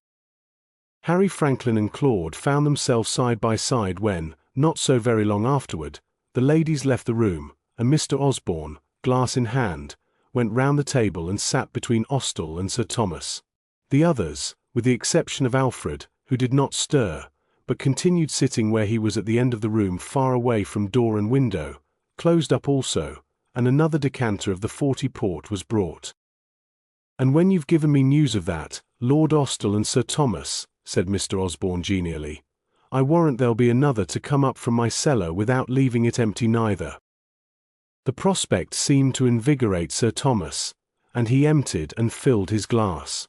Austell meantime was taken to task by his host for not doing the same, but was courteously firm in his refusal, in spite of Mr. Osborne's assurance that you could bring up a child on this port without its knowing the meaning of a headache.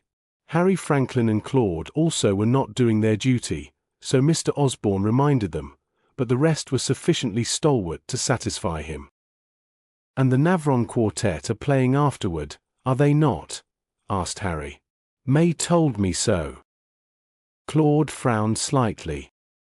"Yes, but when they'll be able to begin, I don't know," he said. "When the pater gets somebody to appreciate his port, you can't tell when anything else will begin except another bottle. What I want is a cigarette, and a talk to Dora." "I've got some," said Harry innocently, producing his case, and taking one himself. He lit it. "I say, you'd better wait," Claude began, when the hoarse voice of Sir Thomas interrupted him. "It's dishonor to the wine," he said. "Mr. Osborne, sir, your wine is being dishonored by that young gentleman opposite." Harry did not catch the meaning of this at once, and was put at his ease again by Mr. Osborne before he knew that he was not there already. "You're all right, Mr. Franklin," said his host, "though in general we don't smoke till the wine has finished going round. But if my guests mayn't do what they like in my house, I'd sooner not have my friends round my table at all drink your wine, Sir Thomas, and let those smoke who choose." The second bottle, which was not to leave Mr. Osborne's cellar denuded, had appeared before this, and the indignant drinker cooled down over it. A faint little squeak of laughter was heard from Alfred, who had sent for his plaid again, until now had sat perfectly silent, emptying and filling his glass as many times as possible. At this point he produced a large cigar and lit it himself. "I disagree with Sir Thomas," he said. "Good tobacco and good wine go very well together, very well indeed," and he embarked on the nauseating combination. It was now 10:30, and a message came in from the drawing-room as to whether the gentlemen would take their coffee in the dining-room or have it with the music.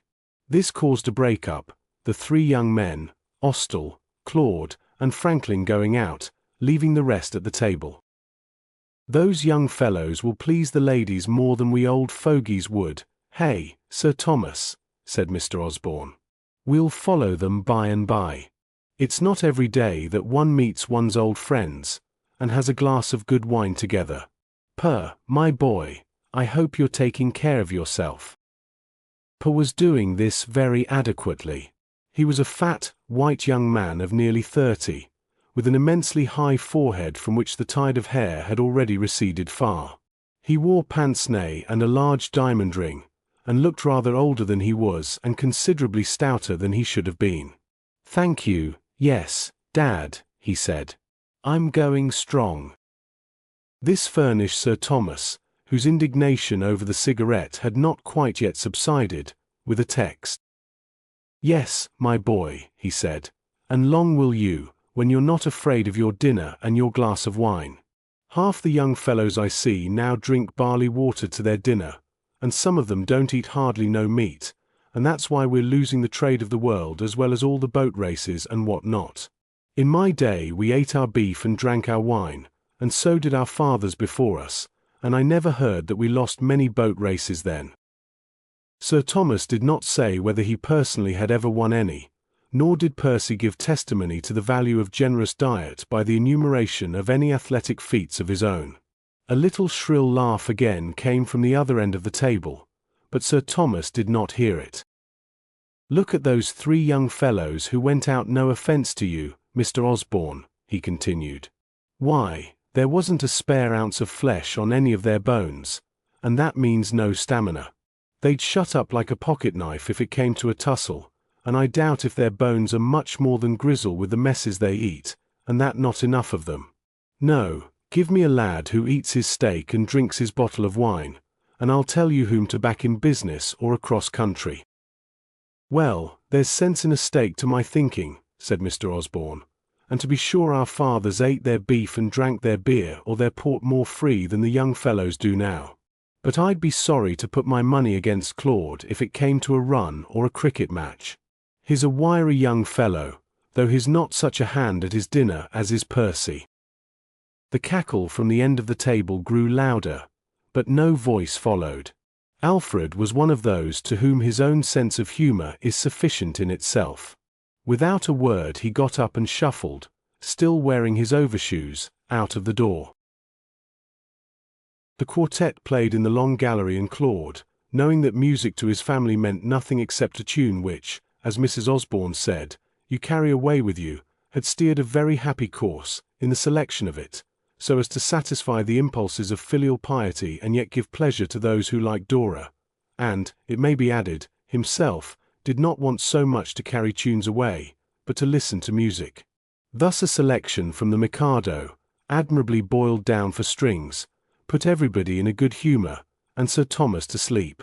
Later on a similar selection from Patience made Mrs. Osborne again beat time with her fan without disturbing Sir Thomas, and for the rest the exquisite inevitable melodies of Bach and Scarlatti filled an hour's programme.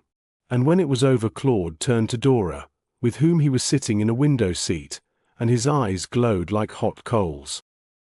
"Let's come out," he said, "and stroll down to the lake. We can't stop indoors after that. Bach should always be played out of doors." That was finely and justly felt. The next moment came a jar. "They charged the mater 150 guineas for coming down," he said, "but it's cheap, I shall tell her, for real good music. There's no price you can put upon a thing like that." Again with Dora the check, the jar lasted but an infinitesimal time, as she turned aside to pick up her fan which had dropped, and as she met his eye again she felt that divine discontent which so vastly transcended in her opinion all other happiness. And it appeared that he, too, was in tune with that. "Come out, my darling," he said. "Let's get away from these people just for a bit, of 5 minutes. I don't want any more music, even though it was more Bach. And I don't want any supper, do you? They're going to have supper now." Up went his head, with that little unconscious toss of the chin, and Dora half laughed to hear how at this moment he seemed to put Bach and supper on quite the same level, when there was the prospect of strolling with her outside. There was intense sweetness to her in that, and there was mastery also, which she loved. She felt that even if she had not cared for him, and even if she was particularly hungry, she would have to go with him. But as she rose she could not help commenting on this, wanting, womanlike, to hear the reply that her heart had already shouted to her. "You speak as if Bach and supper were equally unimportant," she said. "Of course. There's not a pin to choose between them, if you'll just come out with me." "And if I won't?" "But you will," he said. "Not even, please?" He shook his head. "Anything sooner than please," he said. "Come or not, just as you like." To Dora this was tremendously attractive. The absolute refusal to ask anything of her as a favour, even when he so intensely wanted it, was a revelation of the eternal masculine not opposed to but in accord with the eternal feminine. Nothing seemed to her more fantastic and sickly than the sort of devotion that begged for a flower, and sighed and pined under a woman's unkindness or caprice. "Here is my heart," he had in effect said to her. "Take it or leave it, but if you take it, give me yours." Man gave, and was not woman to give too, in her own kind? She, too, longed to come out into the warm half-darkness of the stars with him, and why, in common fairness, should he be supposed to sue for a favor that which she longed to grant? So out they went on to the dim-paved terrace walk. Above the sky was clear and the stardust strewn thick over the floor of the heaven, and the fantastic shape of the birds on the yew hedge stood clear out against the luminous and velvet blue. A little draught of flower-scented air stole up through the square doorways in the hedge from the drowsy beds, that but dreamed of their daylight fragrance, and somewhere not far away in the park a night jar throbbed its bourdon note, making vibration rather than sound. Dora put her hand through his arm and laughed. "I laugh for pure happiness," she said. And oh, Claude, it's the real me who is with you now. Do you understand?" "I expect not, so I will explain. There are several Ms. You rather liked number one, which was the chattering and extremely amusing me. That was the one you saw first, and you did like her. Then oh, well, the other Ms. are all varieties of that, and right below them all is the real me. It doesn't know sometimes whether it wants to laugh or cry or to talk or be silent. It only wants. Oh, it's like you with bark and supper about equal. Laughing and crying don't particularly matter if there is you, just as to you bark and supper didn't matter if there was me. And there is. It's me, as the children say. And you and I make us. It comes in the grammars. I only wanted to tell you that. And now we'll instantly talk about something else." Claude stopped, and against the faint luminance of the sky she saw his chin protrude itself. "I don't see any reason for doing that," he said. "It's much the most interesting thing." "I know." He drew her toward him. "Well, you might give a fellow a kiss," he said. Chapter 4. The morning delicacy to which Lady Austell was so subject was due to the fact that when staying in other people's houses she found she saw enough of her hosts and fellow guests if she denied herself the pleasure of their company at breakfast. In all other respects, she was stronger than most horses, and could go through programs which would have prostrated all but the most robust without any feeling of unpleasant fatigue, provided only that the programs interested or amused her or in any way furthered her plans. But she really became tired the moment she was bored, and since sitting at breakfast with 10 or 12 cheerful people, with the crude morning sunlight perhaps pouring in at a window directly opposite her, bored her very much, she chose the wiser plan of not joining in those public festivities. But with her excellent tact she knew that at a house like Mrs. Osborne's everybody was expected to come down, to be in admirable spirits and to eat a great deal of solid food. And so she explained to Mrs. Osborne that she never ate any breakfast. Hence it was that about 9:30 next morning her maid carried upstairs a tray groaning with coffee, hot milk, toast, just one poached egg, and a delicious plate of fruit. Mrs. Osborne had given her a very pleasant sitting room next her bedroom, furnished with Messrs. Linkwater's No. 1 white boudoir suite, for, like half the house, it had been practically unfurnished. And Austell, who had ascertained those comfortable facts when he bade his mother good night the evening before, caused this particular groaning tray to be brought here also and paddled in to join her in carpet slippers and a dressing gown. "I call this a devilish comfortable house nowadays," he observed, "which is far more than could be said for it in our time. What a pity the Osbornes and we can't run it together.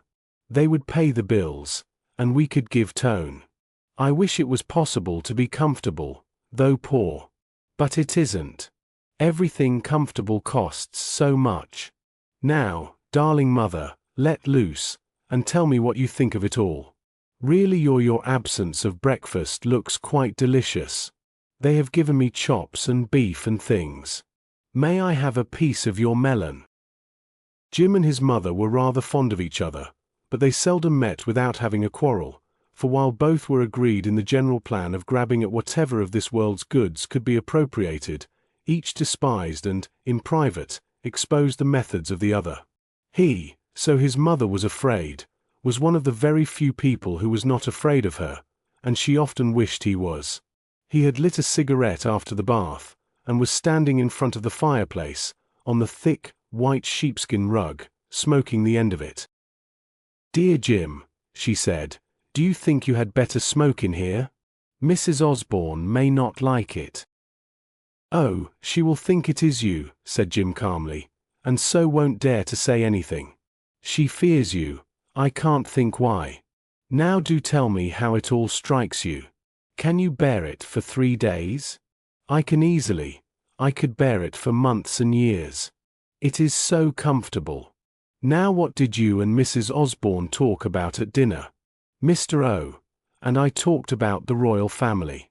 Sir Thomas seems a nice man, doesn't he?" Lady Austell gave him a very generous share of her half-melon. It looked rather like a bribe. She was going to indulge in what Jim called humbug, and hoped he would let it pass. "I think, dear, as I said to Dora the other day," she remarked, "that we are far too apt to judge by the surface. We do not take enough account of the real and sterling virtues honesty, kindness, hospitality." Austell cracked his egg. "I did not take enough account of the effect of hospitality last night," he remarked, "because I ate too much supper, and felt uncommonly queer when I awoke this morning." "You always were rather greedy, my darling," said Lady Austell softly, scoring one. "I know. I suppose I inherited it from my cerebral hemorrhage grandfather. But I don't drink." This brought them about level. Jim proceeded with a smart and telling stroke. "I refer my failures to my grandfather," he said. "So whatever you say about our hosts, dear mother, I shall consider that you are only speaking of their previous generations. Their hospitality is unbounded, their kindness prodigious, but I asked you how long you could stand it. Or perhaps that the polish, the culture, the breeding of our hosts really does seem to you beyond question. Did you see the stuffed crocodile lizard in the hall? I will give you one for your birthday." "I think you are odiously ungrateful, Jim," she said. "I have got them to take Grota for 7 years at a really unheard-of price, and all I get in return is this." Jim opened his pale weak eyes very wide. "What have I done?" he said. "I have only agreed with you about their kindness, and asked your opinion about their breeding." "You are sarcastic and backbiting," said his mother.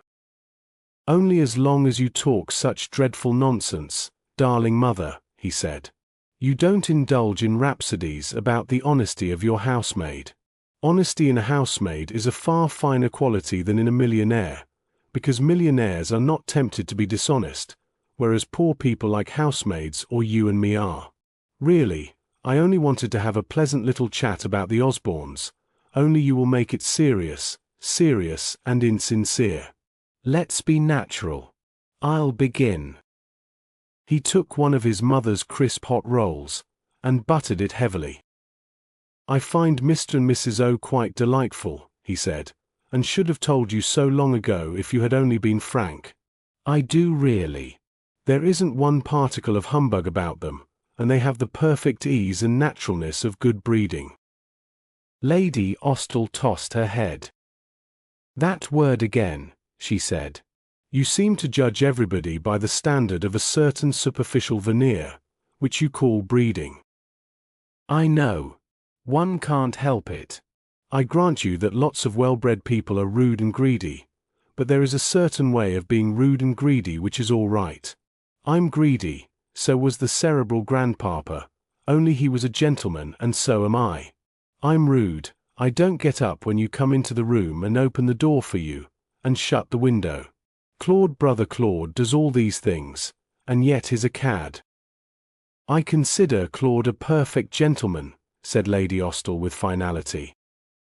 "I know, that perfect spoils it all," said Jim meditatively. "Now Mr. Osborne is a frank cad, that's how I put it, and Claude a subtle one. That's why I can't stand him." "I dare say you'll do your best to live on him," said Lady Ostel. "Certainly, though I shall probably succeed without doing my best. It will be quite easy, I expect." "And do you think that is a gentlemanly thing to do?" asked his mother, "when behind his back you call him a subtle cad?" "Oh, yes, quite, though no perfect gentleman would dream of doing it. I think Claude has masses of good points, he simply bristles with them, but he gives one such shocks. He goes on swimmingly for a time, and then suddenly says that somebody is noble looking, or that the carpet is tasteful or superior. Now Mr. Osborne doesn't give one shocks, you know what to expect, and you get it all the time." Lady Ostel thought this over for a moment. Though Ostel was quite unsatisfactory in almost all ways of life, it was impossible to regard him as a fool, and he had the most amazing way of being right. Certainly this view of the frank cad and the subtle cad had an air of intense probability about it, but it was one of those things which his mother habitually chose to ignore and if necessary deny the existence of. "I hope you will not say any of those ridiculous things to Dora," she remarked. "Ah, then it is just because they are not ridiculous that you wish me to leave them unsaid. If they were ridiculous you would not mind." Jim waited a second to give his mother time to contradict this if she felt disposed. Apparently she did not, and he interrupted her consenting silence. "I shall not say them to Dora, I promise you," he said, "because, in case they had not occurred to her, she might see the truth of them, and it might put her off. That would damage my chances of living on him. It would be very foolish of me. Besides, I have no quarrel with Dora, I like Dora. But my saying these things to her is superfluous, I am afraid. She sees them all perfectly, though to you they apparently seem ridiculous. Or am I wrong, Mother, and do you only pretend to think them ridiculous?" Lady Ostel felt she could fight a little on this ground. "They seem to me quite ridiculous in so far as they apply to Dora," she said. "She is deeply in love with him, dear child, and do you suppose that she stops to consider whether he says tasteful or not?" Jim smiled with faint malice. "No, she does not stop to consider whether he says it or not," he replied, "because it is perfectly clear that he does. But when he does, she pauses. Not for long, but just for a second. She doesn't exactly wince, not a whole wince, at least, but just a little bit of one. You can't help it if you are not accustomed to it. If I was going to marry Mrs. Osborne, I should wince a little now and then. I don't in the least wonder that she's in love with him. I wish you would find me a girl, who would marry me, as handsome and rich as Claude. The only thing is—" Jim finished breakfast, and was going slowly round the room looking at the furniture. He paused in front of a Stulbag divan with his head on one side. "The only thing is that though she may get accustomed to tasteful, she may also get accustomed to his extraordinary good looks. Of course, then there's the money to fall back upon. I don't think I should ever get accustomed to so much. What is his Uncle Alfred going to allow him on his marriage?" 15,000 a year, I believe," said Lady Ostel gently, as if mentioning some departed friend. Jim gave a little sigh in the same style. He had a dreadfully inconvenient memory, and remembered that the original sum suggested was 12,000, which his mother had thought decent but not creditable. There was no doubt, so he framed the transaction to himself, that she had screwed this up to 15. So he sighed appreciatively, and his comment that followed was of the nature of a testimonial. "When I marry, I shall leave the question of settlements completely in your hands, if you will allow me," he said. "I think you are too clever for anybody." It was not once or twice, but many times, that Lady Ostel had told her son the complete truth in answer to some question of his, and when she had said 15,000, I believe, it was only reasonable to expect that the answer would be satisfactory. But Jim always remembered something else, and his memory was terribly good. It was not that he considered 12,000 a poor sum, He only recalled to his mother's mind the fact that she had successfully suggested 15. And he had not openly stated the fact. He had merely requested her kindly aid with regard to his own marriage settlements, if there were ever to be any. That should have been to her a completely gratifying request. As it was, it left her with the sense of having been found out. The complete correctness of this impression was shown by Ostal's next words. "I think you have been fearfully brilliant about it," he said, "and I am sure you have made them all think that you considered 15,000 far too much. Do tell me, didn't you say that you thought it was a great responsibility for so young a couple to be stewards of so much wealth? Lord, how I wish somebody would make me a steward. Come in." Somebody had tapped at the door, and to tell the truth Lady Ostal was not very sorry to have an interruption, for she had actually used the words that Jim had conjectured in a little talk with Mr. Osborne and his brother, in which settlements were very genteelly and distantly alluded to. But there had been a distinct twinkle in Alfred's eye at this point, and she did not want more cross-examinations. The interruption, therefore, was welcome. Mrs. Osborne entered, looking hot and pleased. Jim at this moment was looking at a large engraving of Landseer's Monarch of the Glen, part of the No. 1 white boudoir set, in an angle of the room parallel to the door, and she did not at once see him. "Good morning, Lady Ostal," she said. "I thought I would just step up and see what you would fancy doing this beautiful day. There's some of the party going to motor over to Pevensey." Mrs. Osborne caught sight of Jim, and gave a faint scream. "And I'm sure if I don't beg your pardon, Lord Ostal," she said with averted head, "for I never guessed you were here paying a morning visit to your mamma in your bath wrapper. But I thought somebody said come in, for I always tap at every door now, or clear my throat to give warning, with so many lovers about, bless them." "Yes, I said come in," said Ostal. "Mayn't I come and talk to you and my mother? I thought my dressing bath wrapper was rather smart." It was rather, being of blue silk, new and unpaid for, and with Mrs. Osborne's permission he joined them. It had given her quite a turn for a moment to find that she had intruded on an earl in his dressing gown, but she rapidly recovered. "Why, it's beautiful," she said, "and such a figure as Mr. O is in his old green padded wrapper as hardly comes to his knees. It was the thought of that gave me such a turn at finding a gentleman in his dressing gown. But I'm sure I needn't have minded. And what will you be thinking of doing, Lord Ostal? It's Liberty Hall, as Mr. O and I always tell our guests, and the more they say what they like to do, the better we're pleased." Lady Ostal had lit a cigarette just before Mrs. Osborne's entrance, and, still looking at her, with her usual bereaved, regretful smile, was making efforts to pass it to Jim behind the shelter of the table. He observed this, and with a stealthy movement took it from her, for though they exposed each other in private, they were firm allies in the presence of others. "I've been having such a scolding from my mother," he said, "for smoking in here, but I told her you were far too good-natured to mind.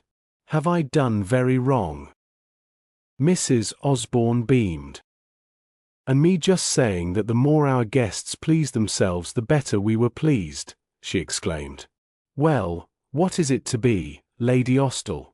"A drive to Pevensey, with Sir Thomas and Mrs. Percy, and I'm sure there'll be no difficulty about getting another gentleman when it's known as you are going, or a stroll or what-not, and a bit of lunch quietly at home, and maybe a drive afterward. Give it a name, Lady Ostal, and it's settled." Lady Ostal turned one glance of gratitude at her son, and continued to smile at her hostess. "You are too kind," she said, "but as I've just been telling Ostal, what I should really like to do best would be to spend the morning quietly by myself, going over the dear old place again. And then may we see how the afternoon turns out."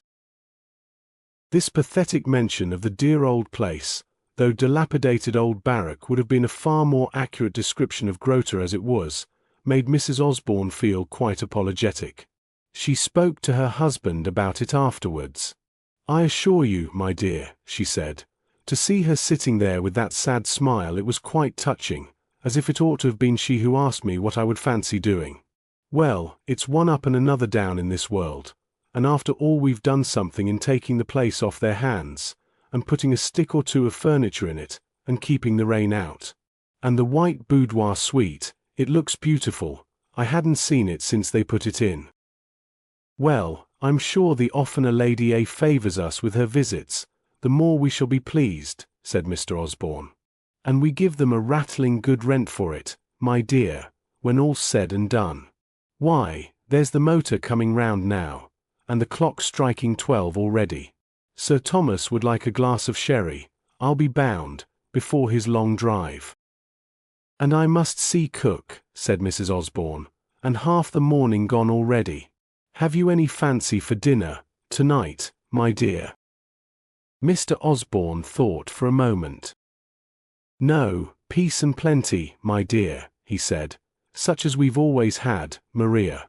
I shall be in for lunch, too. Thank God, old Claude doesn't want any music tonight. We was hurried away from table last night, and I think Sir Thomas felt he hadn't done justice to my port, 40, Maria, and needs a lot of justice. But tonight he shall have his skin full. Well, but Claude has said as how pleased Dora was with the music, said Mrs. Osborne, and we're going to have a second go this evening.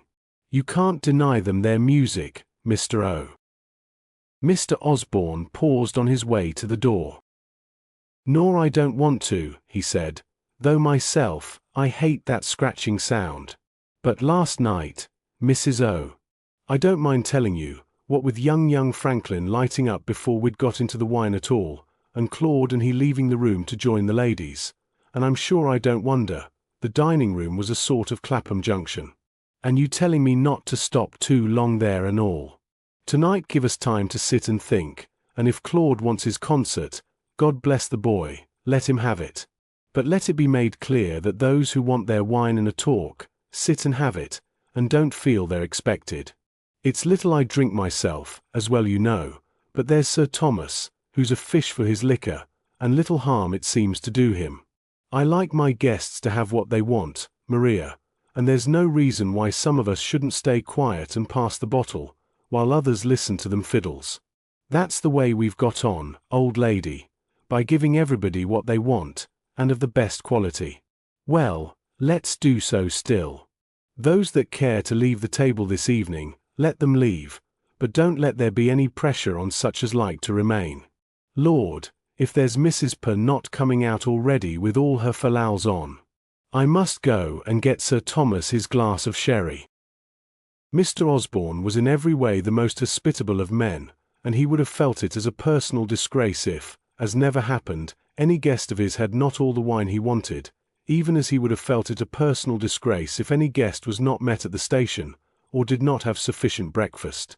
But wine to his mind was something of quite a different class to all other hospitalities, and was under his personal control, so that if Sir Thomas liked his drop of sherry in the middle of the morning, Mr. Osborne, if the sherry decanter, as proved to be the case this morning, was empty, had personally to go down to the cellar, followed by Thoresby with a taper, and fish out from the bin the bottle he wanted.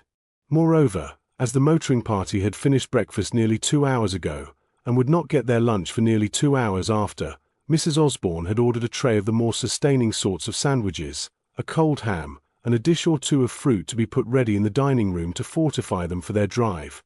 For when they did have lunch it would only be a cold picnic kind of lunch which they carried with them in a huge wicker basket like a coffin, which 2 of the resplendent footmen were even now staggering under, and bearing out to the motor. For the sake of good fellowship several of the party who were not going on this prodigious expedition joined the travellers in this collation, for, as Mr. Osborne said, with a large plate of ham in front of him, it made a bit of a break in the morning to have a mouthful of sherry and a dry biscuit. Help yourself, my boy, for you're the guard of this personally conducted tour, and you'll need a bite of something before you get your lunch. Jim Austell meantime had gone back to his room, from which he ejected 2 flurried housemaids who were emptying things into each other, and dressed in a leisurely manner. He found a letter or 2 on his dressing table, and among them a note from Mr. Osborne's secretary containing an extremely satisfactory cheque for the first quarter's rent of Grota, and with great promptitude he dispatched it to his bank.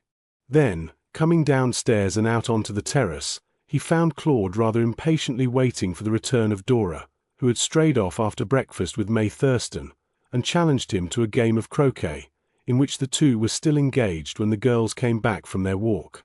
They refused to join, and May went into the house while Dora drew a chair to the edge of the ground and watched. Jim, wallowing in the remembrance of his cheque, had proposed a sovereign on the game and Claude had accepted. The game, therefore, since money was concerned, was serious, but Dora, not knowing this, was not. She had a great deal to say. "I think Englishmen are perfect butchers," she said. "The whole of the long glade is simply one mass of the most heavenly young pheasants, who ran to us in flocks to be fed. Then comes October, and when they run to be fed you shoot them in the eye." "There you're wrong, Dora," said Jim, calmly taking aim. "You shoot at running rabbits, but not—" "Oh well, you know what I mean, and you call it sport. There, that serves you right, Jim. Now it's Claude's turn and he's got you." "Oh, Claude, what a beautiful shot. Wasn't it lucky it hit the wire first? If it hadn't it would have missed blue altogether." Claude did not reply, even though it was Dora who was talking. The fact that at the present moment he was playing a game overrode all other considerations. He would have much preferred to stop playing the game and talk to her instead, but since that was impossible he continued to be entirely absorbed in what he was doing.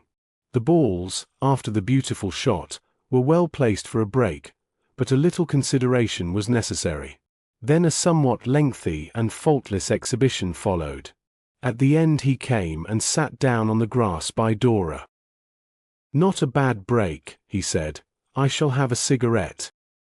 "What are we going to do after lunch?" asked she gently, as Jim walked off to the far end of the ground. "Just exactly whatever you like so long as we do it by ourselves. I haven't seen you all morning." "I know, it's been beastly," said she, "but May's a dear, you know, and she wanted to talk about Harry, and I rather wanted to talk about you, so we both talked together, and I can't remember a word she said." Claude was lying face downward on the grass, nursing his match, and Dora was looking at the short hair on the back of his neck.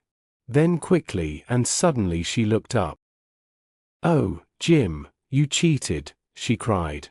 "I saw you move that ball with your foot. What a brute he is. He always cheats at croquet, and is always found out. I don't cheat, I only lose my temper. Claude, dear, keep an eye on him. Or perhaps you cheat too, do you? Oh, what a heavenly day. Do let's go on the lake after you've finished your game. You shall row and steer, and I shall encourage you." Dora passed over the fact of Jim's cheating as she passed over the other numerous topics of her conversation, things to be alluded to and left behind, and Claude, sitting up again when he had got a light, made no comment whatever to it. Jim continued to play calmly and correctly, and at the end of his break came toward them, leaving an unpromising position. "You talk more rot in a short space of time than anyone I ever saw," he remarked. "What with shooting at running pheasants and saying I cheat, you make my head whirl." "Oh, but you did, I saw you," said Dora calmly. "Why not grant it?" She paused a moment as Claude aimed, and then continued. "Oh, Claude, what bad luck, or did it hit it? I almost thought I saw it tremble, and in a minute I shall be sure of it." "I thought it hit," said Jim. "No, I'm sure it didn't," said Claude. "Full inch between them."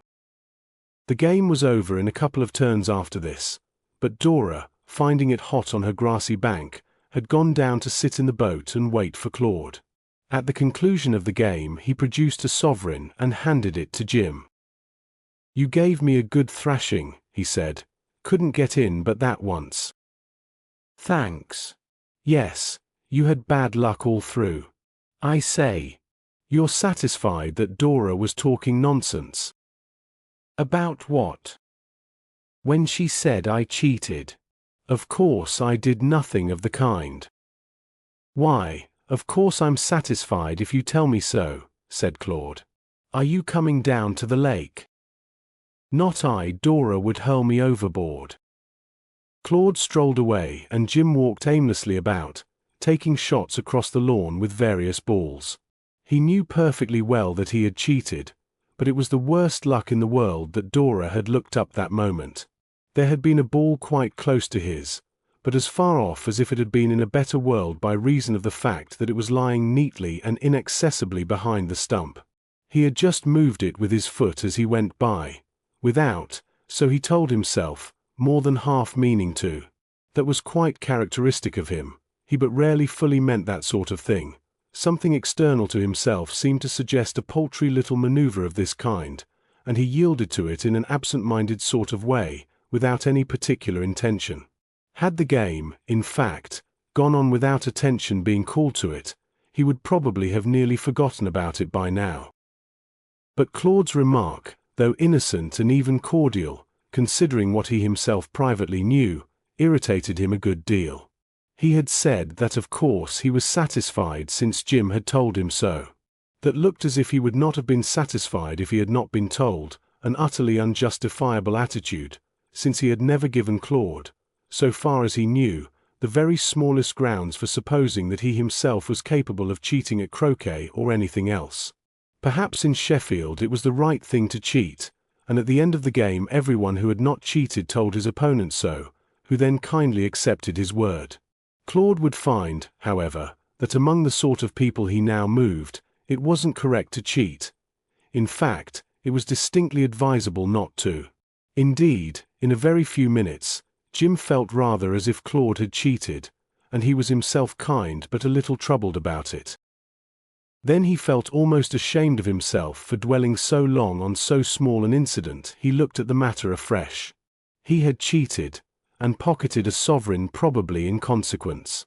That was a very small sum of money to cheat for, but he distinctly wished that it had not occurred. And then he threw down again the mallet he had taken up. Fact is, I'm a rotten chap, he said to himself, and there was no dissentient voice in his brain.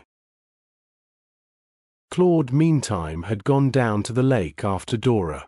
If he had been obliged to give his thoughts the definiteness of words, he would certainly have said that he thought the whole thing rather odd, but then, being of an extremely loyal, unsuspicious nature, he would have endorsed his remark to Jim, that his word was quite sufficient, and have turned his thoughts resolutely elsewhere.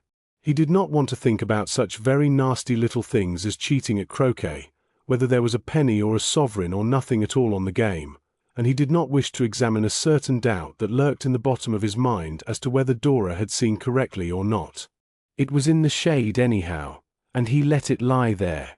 But if anyone had told him, or Jim either, that the incident was a trifling and microscopic one, both would have been quite right to deny that. It was true that a game only and a sovereign were concerned, but the directing power no less important a personage than honor. It really makes a great difference in the daily journey through life if that charioteer is at his post or not. Sorry for keeping you, darling, he said to Dora, but we had to finish the game. It didn't take long, did it? I got my head knocked off. Dora had already established herself, and he pushed out through the shallow water, where the weeds trailed whispering fingers against the bottom of the boat, to deeper water. How clever of you to screw it on again so quick, said she. Yes, it's quite straight. Oh, Claude, I've been thinking such a lot since I left you. How funny it is how little tiny things, like Jim's cheating just now, suggest such a lot of other ones not at all tiny. Claude gave a little short, uncomfortable laugh. I say, darling, do you know, he said, if I were you I shouldn't say that sort of thing even to me. He didn't cheat, he told me so. So you must have been mistaken, and it's an awful pity to let things like that ever be talked about. But let's go on to the big things which it, though it didn't happen, suggested. Dora paid no attention whatever to these excellent moral reflections, but merely waited with her mouth open till he had finished in order to speak again. Oh, but he did, she cried. I saw him with both eyes. We never could play together because he always cheated and I always lost my temper. How funny of him not to confess. Claude did not reply for the moment. It was all rather uncomfortable. "Well, now for the big things," he said. "Oh, bother the big things," said Dora. "I know you think I am wrong, and I'm not. I'm never wrong. I'm perfectly certain." She stopped suddenly and leaned over the side of the boat, dabbling her hand in the water. She saw some unuttered trouble in Claude's face, and a rather dreadful conjecture occurred to her. "Claude, you weren't playing for money, were you?" she asked in a low voice. He made up his mind in a moment and acted with promptitude. "Good gracious, no," he said. "What will you be suggesting next?" But Dora was still grave. "Oh, I am glad," she said, with relief. "And do let's talk about something else. I dare say I was quite wrong about Jim moving that ball." "Oh, I know I wasn't," she cried. "It was only a game, you see, and there was nothing on it, and oh, poor Jim, you see he always used to cheat. It was just the same at billiards. If the balls were touching he used to go on before he really looked to see if they were. And that leads on to the big things." He had stopped rowing, and with the impetus which the boat had acquired in those vigorous strokes he made to get clear of the weeds, they were drifting toward the little island in the center of the lake, where the swans made their nests. It was rimmed about with soft-branched willows that trailed yielding boughs toward the water, and the boat glided in under their drooping fingers, and ran onto a soft sandy promontory, where it beached its bows, while the enfolding willow gave shade. "Yes, the big things," said Dora. "It's just this, darling. You've got heaps of attractions, but I'm not sure that one of your nicest things isn't that you are so safe. It is such fun being able to trust a person quite completely and entirely, and no one was right in doing so. I don't believe you ever scheme or make plans. Mother does, and Jim does, and people get so keen on their plan that other things get rather out of focus. They go, oh, it's like hounds when they are really running well, they don't look at the scenery, you know.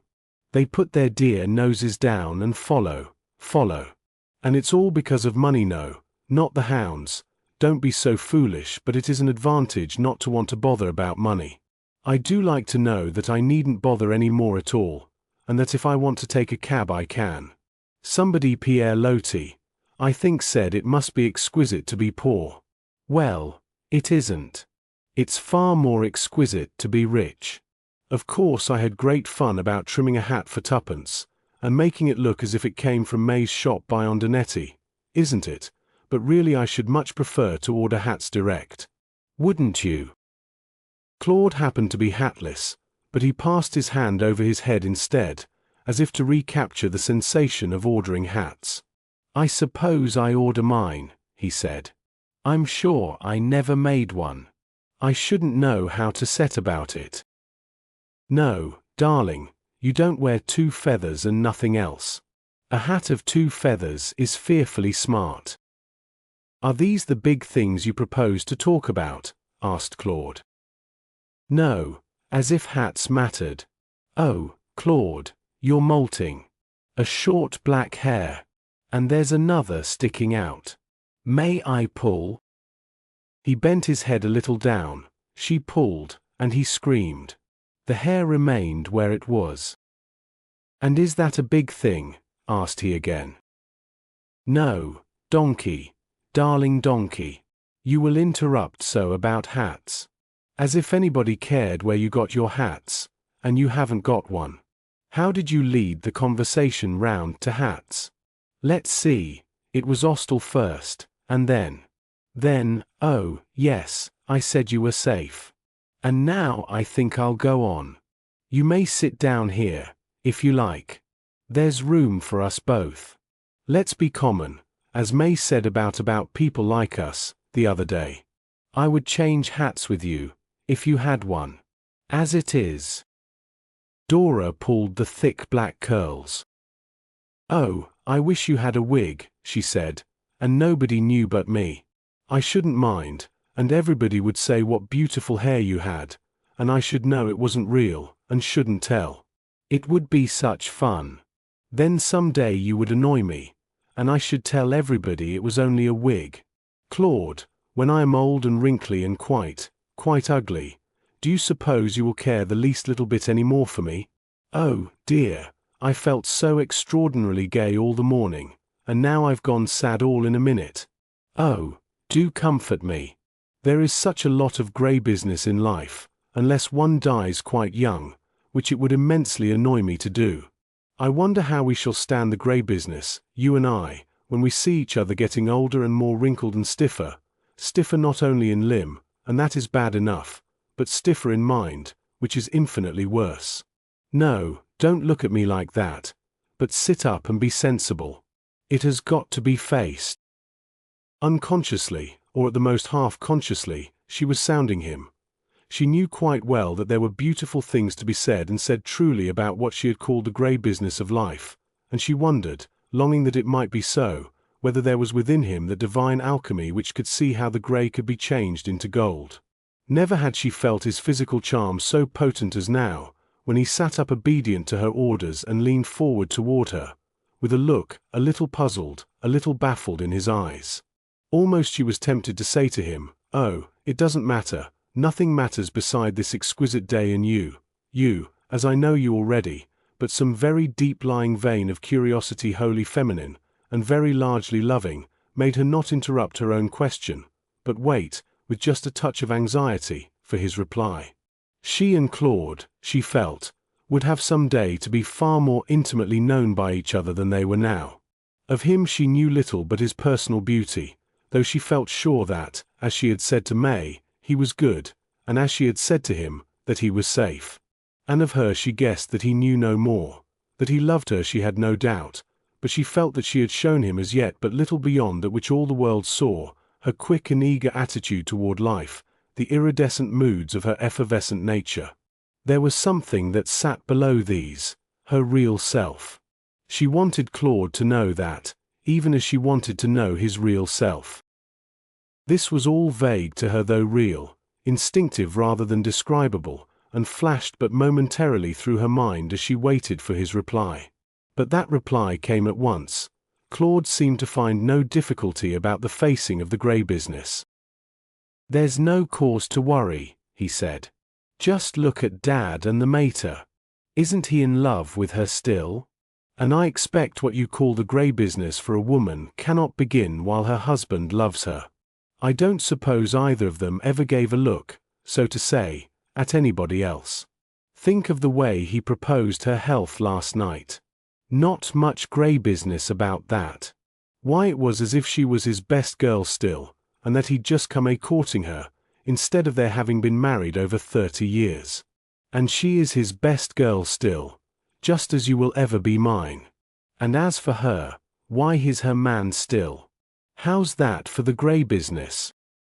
Dora felt one dreadful moment's inclination to laugh.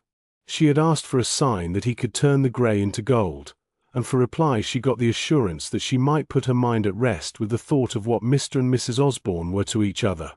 She knew that for that moment she only saw the ludicrous side of it, and that a very real and solid truth was firm below it, but somehow it was not what she wanted. She hardly knew what, but something of the spirit of romance that triumphantly refuses to acquiesce in the literal facts of life, and see all things through the many-colored blaze of its own light. She wanted the grey business laughed at. She wanted the assurance that she could never grow old, given with a lover's superb conviction, to be received with the unquestioning credulity of a child. No doubt it ought to have been very comforting to think that the years would leave with them the very warm and comfortable affection which the father and mother had for each other, and she ought to be glad that Claude felt so sure of that. But, to her mind, there was about as much romance in it as in a suet pudding.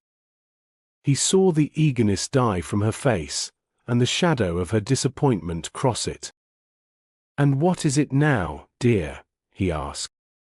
Dora tossed her head back, a trick she had caught from him. "It isn't anything now," she said. "It all concerns years that are centuries away. I think it was foolish of me to ask at all." "I don't think it was in the least," said he. "You said it had to be faced, and I think I've given it a facer, at least the example of the governor and the mater has. Besides, there are other things that will colour up the grey matter: children, we hope, sons going to school and daughters growing up.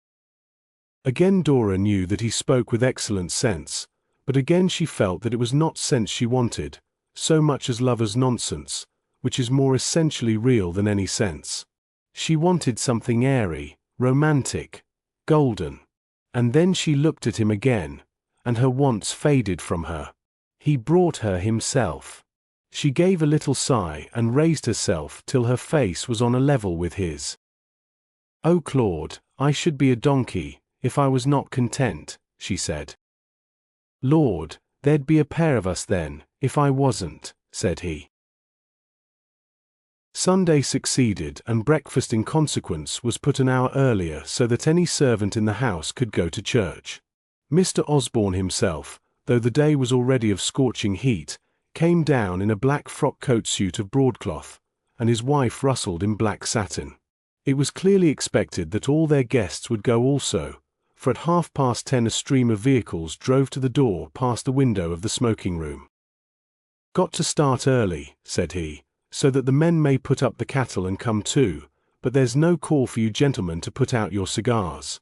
The ladies won't mind a whiff of tobacco in the open air, Sir Thomas, and the church is but a step outside the park gates, so that you can sit and finish there. There are the ladies assembling. Time to go. Never keep the fair sex waiting, hey? Or else the most indulgent of them will turn a cold shoulder." The church, as Mr. Osborne had said, was but a stone's throw beyond the park gates, and as they all arrived at 20 minutes to 11 there was time, before the groaning of the organ summoned them in, to have a turn under the trees and finish the cigars that had barely been begun.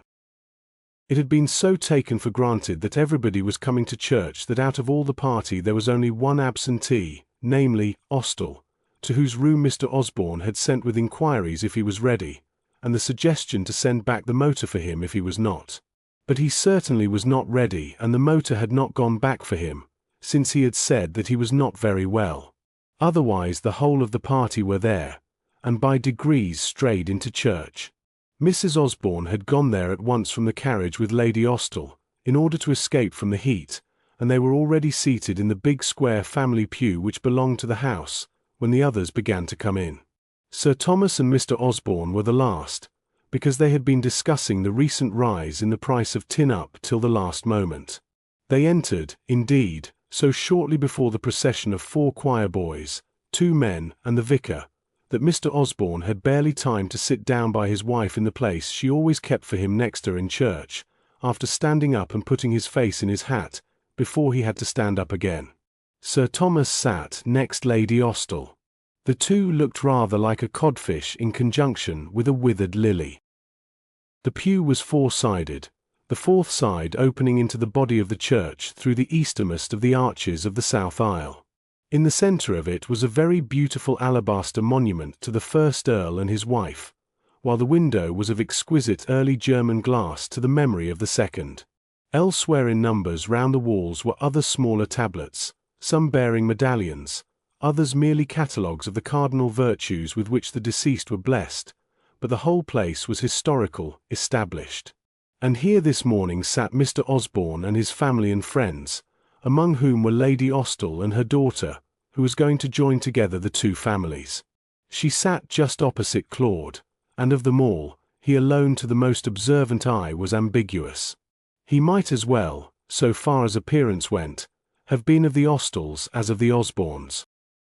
Dora, it was to be feared, was not very attentive, and her face wore that peculiarly rapt look, which, as May Thurston had once told her, was a certain indication that she was not thinking about what was going on. As far as the service of the church went, that was true. She was completely occupied with the occupants of the pew.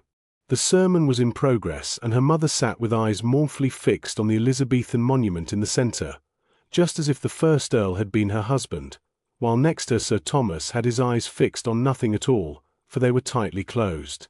His wife, next to him, and round the corner, made futile little attempts to rouse him to consciousness again, by pretending to put her parasol in a more convenient place, so that it should incidentally hit his foot. This, eventually, she succeeded in doing, and he opened one eye and rolled it drowsily and reproachfully at Lady Austell, as if she had interrupted some celestial reverie. Then he closed it again. Claude, as Dora felt, had observed this, and was looking at her, so she passed over him, for fear of catching his eye, and went on to Uncle Alfred, who sat next him. He was closely wrapped up in a shawl that went over his shoulders, and a certain stealthy movement of his lower jaw caused her to suspect that he was eating some sort of lozenge. Then came Mrs. Osborne. Dora could hear her rather tight satin bodice creak to her breathing. She had the Bible in which she had verified the text open in her lap, and she was listening intently to the sermon, which was clearly to her mind, for her plump, pleasant face was smiling, and her eyes fixed on the preacher were a little dim. Her smile was clearly one of those smiles of very simple happiness which are allied to tenderness and tears. And then Dora focused her ear and heard what was being said. "So this earthly love of ours," said the preacher, "is of the same immortal quality. Years do not dim it. It seems but to grow stronger and brighter as the mere purely physical part of it." And then Dora's eye was focused again by a movement on the part of Mrs. Osborne, and her ear lost the rest of the sentence. Mrs. Osborne gave a great sigh and her dress a great creak, and simultaneously she took away the hand that was supporting the Bible in which she had verified the text, so that it slid off the short and steeply inclined plane between her body and her knee, and fell face downward on the floor. She did not heed this. She laid her hand, making kaleidoscopic colors in her rings as she moved it, on the hand of her husband, who sat next her. He, too, had been following the sermon with evident pleasure, and it was hard to say to which of them the movement came first. For within the same fraction of a second his hand also let fall the silk hat which he had already gathered up in anticipation of the conclusion, and in the same instant of time it was seeking hers. His head turned also to her, as hers to him, and a whispered word passed between them. Then they smiled, each to the other, and the second whisper was audible right across the monument of Francis, 1st Earl, to Dora, where she sat opposite to them. "Maria, my dear," whispered Mr. Osborne, "if that isn't nice." Then Mrs. Osborne's belated consciousness awoke. She withdrew her hand and picked up her Bible. Mr. Osborne's instinct in taking up his hat had been quite correct. The doxology followed, and a hymn was given out. He and his wife, so it was clear to Dora, had no consciousness except for each other and the hymn. She was the first to find it in her hymn book, while he still fumbled with his glasses, and when they all stood up he shared the book with her and put down his own. Then the organ indicated the first lines of the tune, and again the two smiled at each other, for it was a favourite, as it had been sung at the service for the dedication of the church in Sheffield. They both remembered that, but that did not wholly account for their pleasure. It had been a favourite long before. Mrs. Osborne sang what is commonly called second. That is to say, she made sounds about a third below the air. Mr. Osborne sang bass. That is to say, he sang the air an octave or thereabouts below the treble. They both sang very loudly, so also did Percy, so also did Mrs. Purr, who sang a real alto. And then without reason Dora's eyes grew suddenly dim. In the last verse Mrs. Osborne closed the large gilt-edged hymn book with tunes, and looked at her husband. He moistened his lips as the last verse began, and coughed once. Then Mrs. Osborne's rings again caught the light as she sought her husband's hand. And she started fortissimo, a shade before anybody else. And so through all the length of days. Mr. Osborne did not sing. His fat fingers closed on his wife's rings, and he listened to her. He would not have listened then to Melba. He would not have been so completely absorbed if the seraphim had sung to him. And then finally Dora looked at Claude. She thought she understood a little more. But she only saw a little more.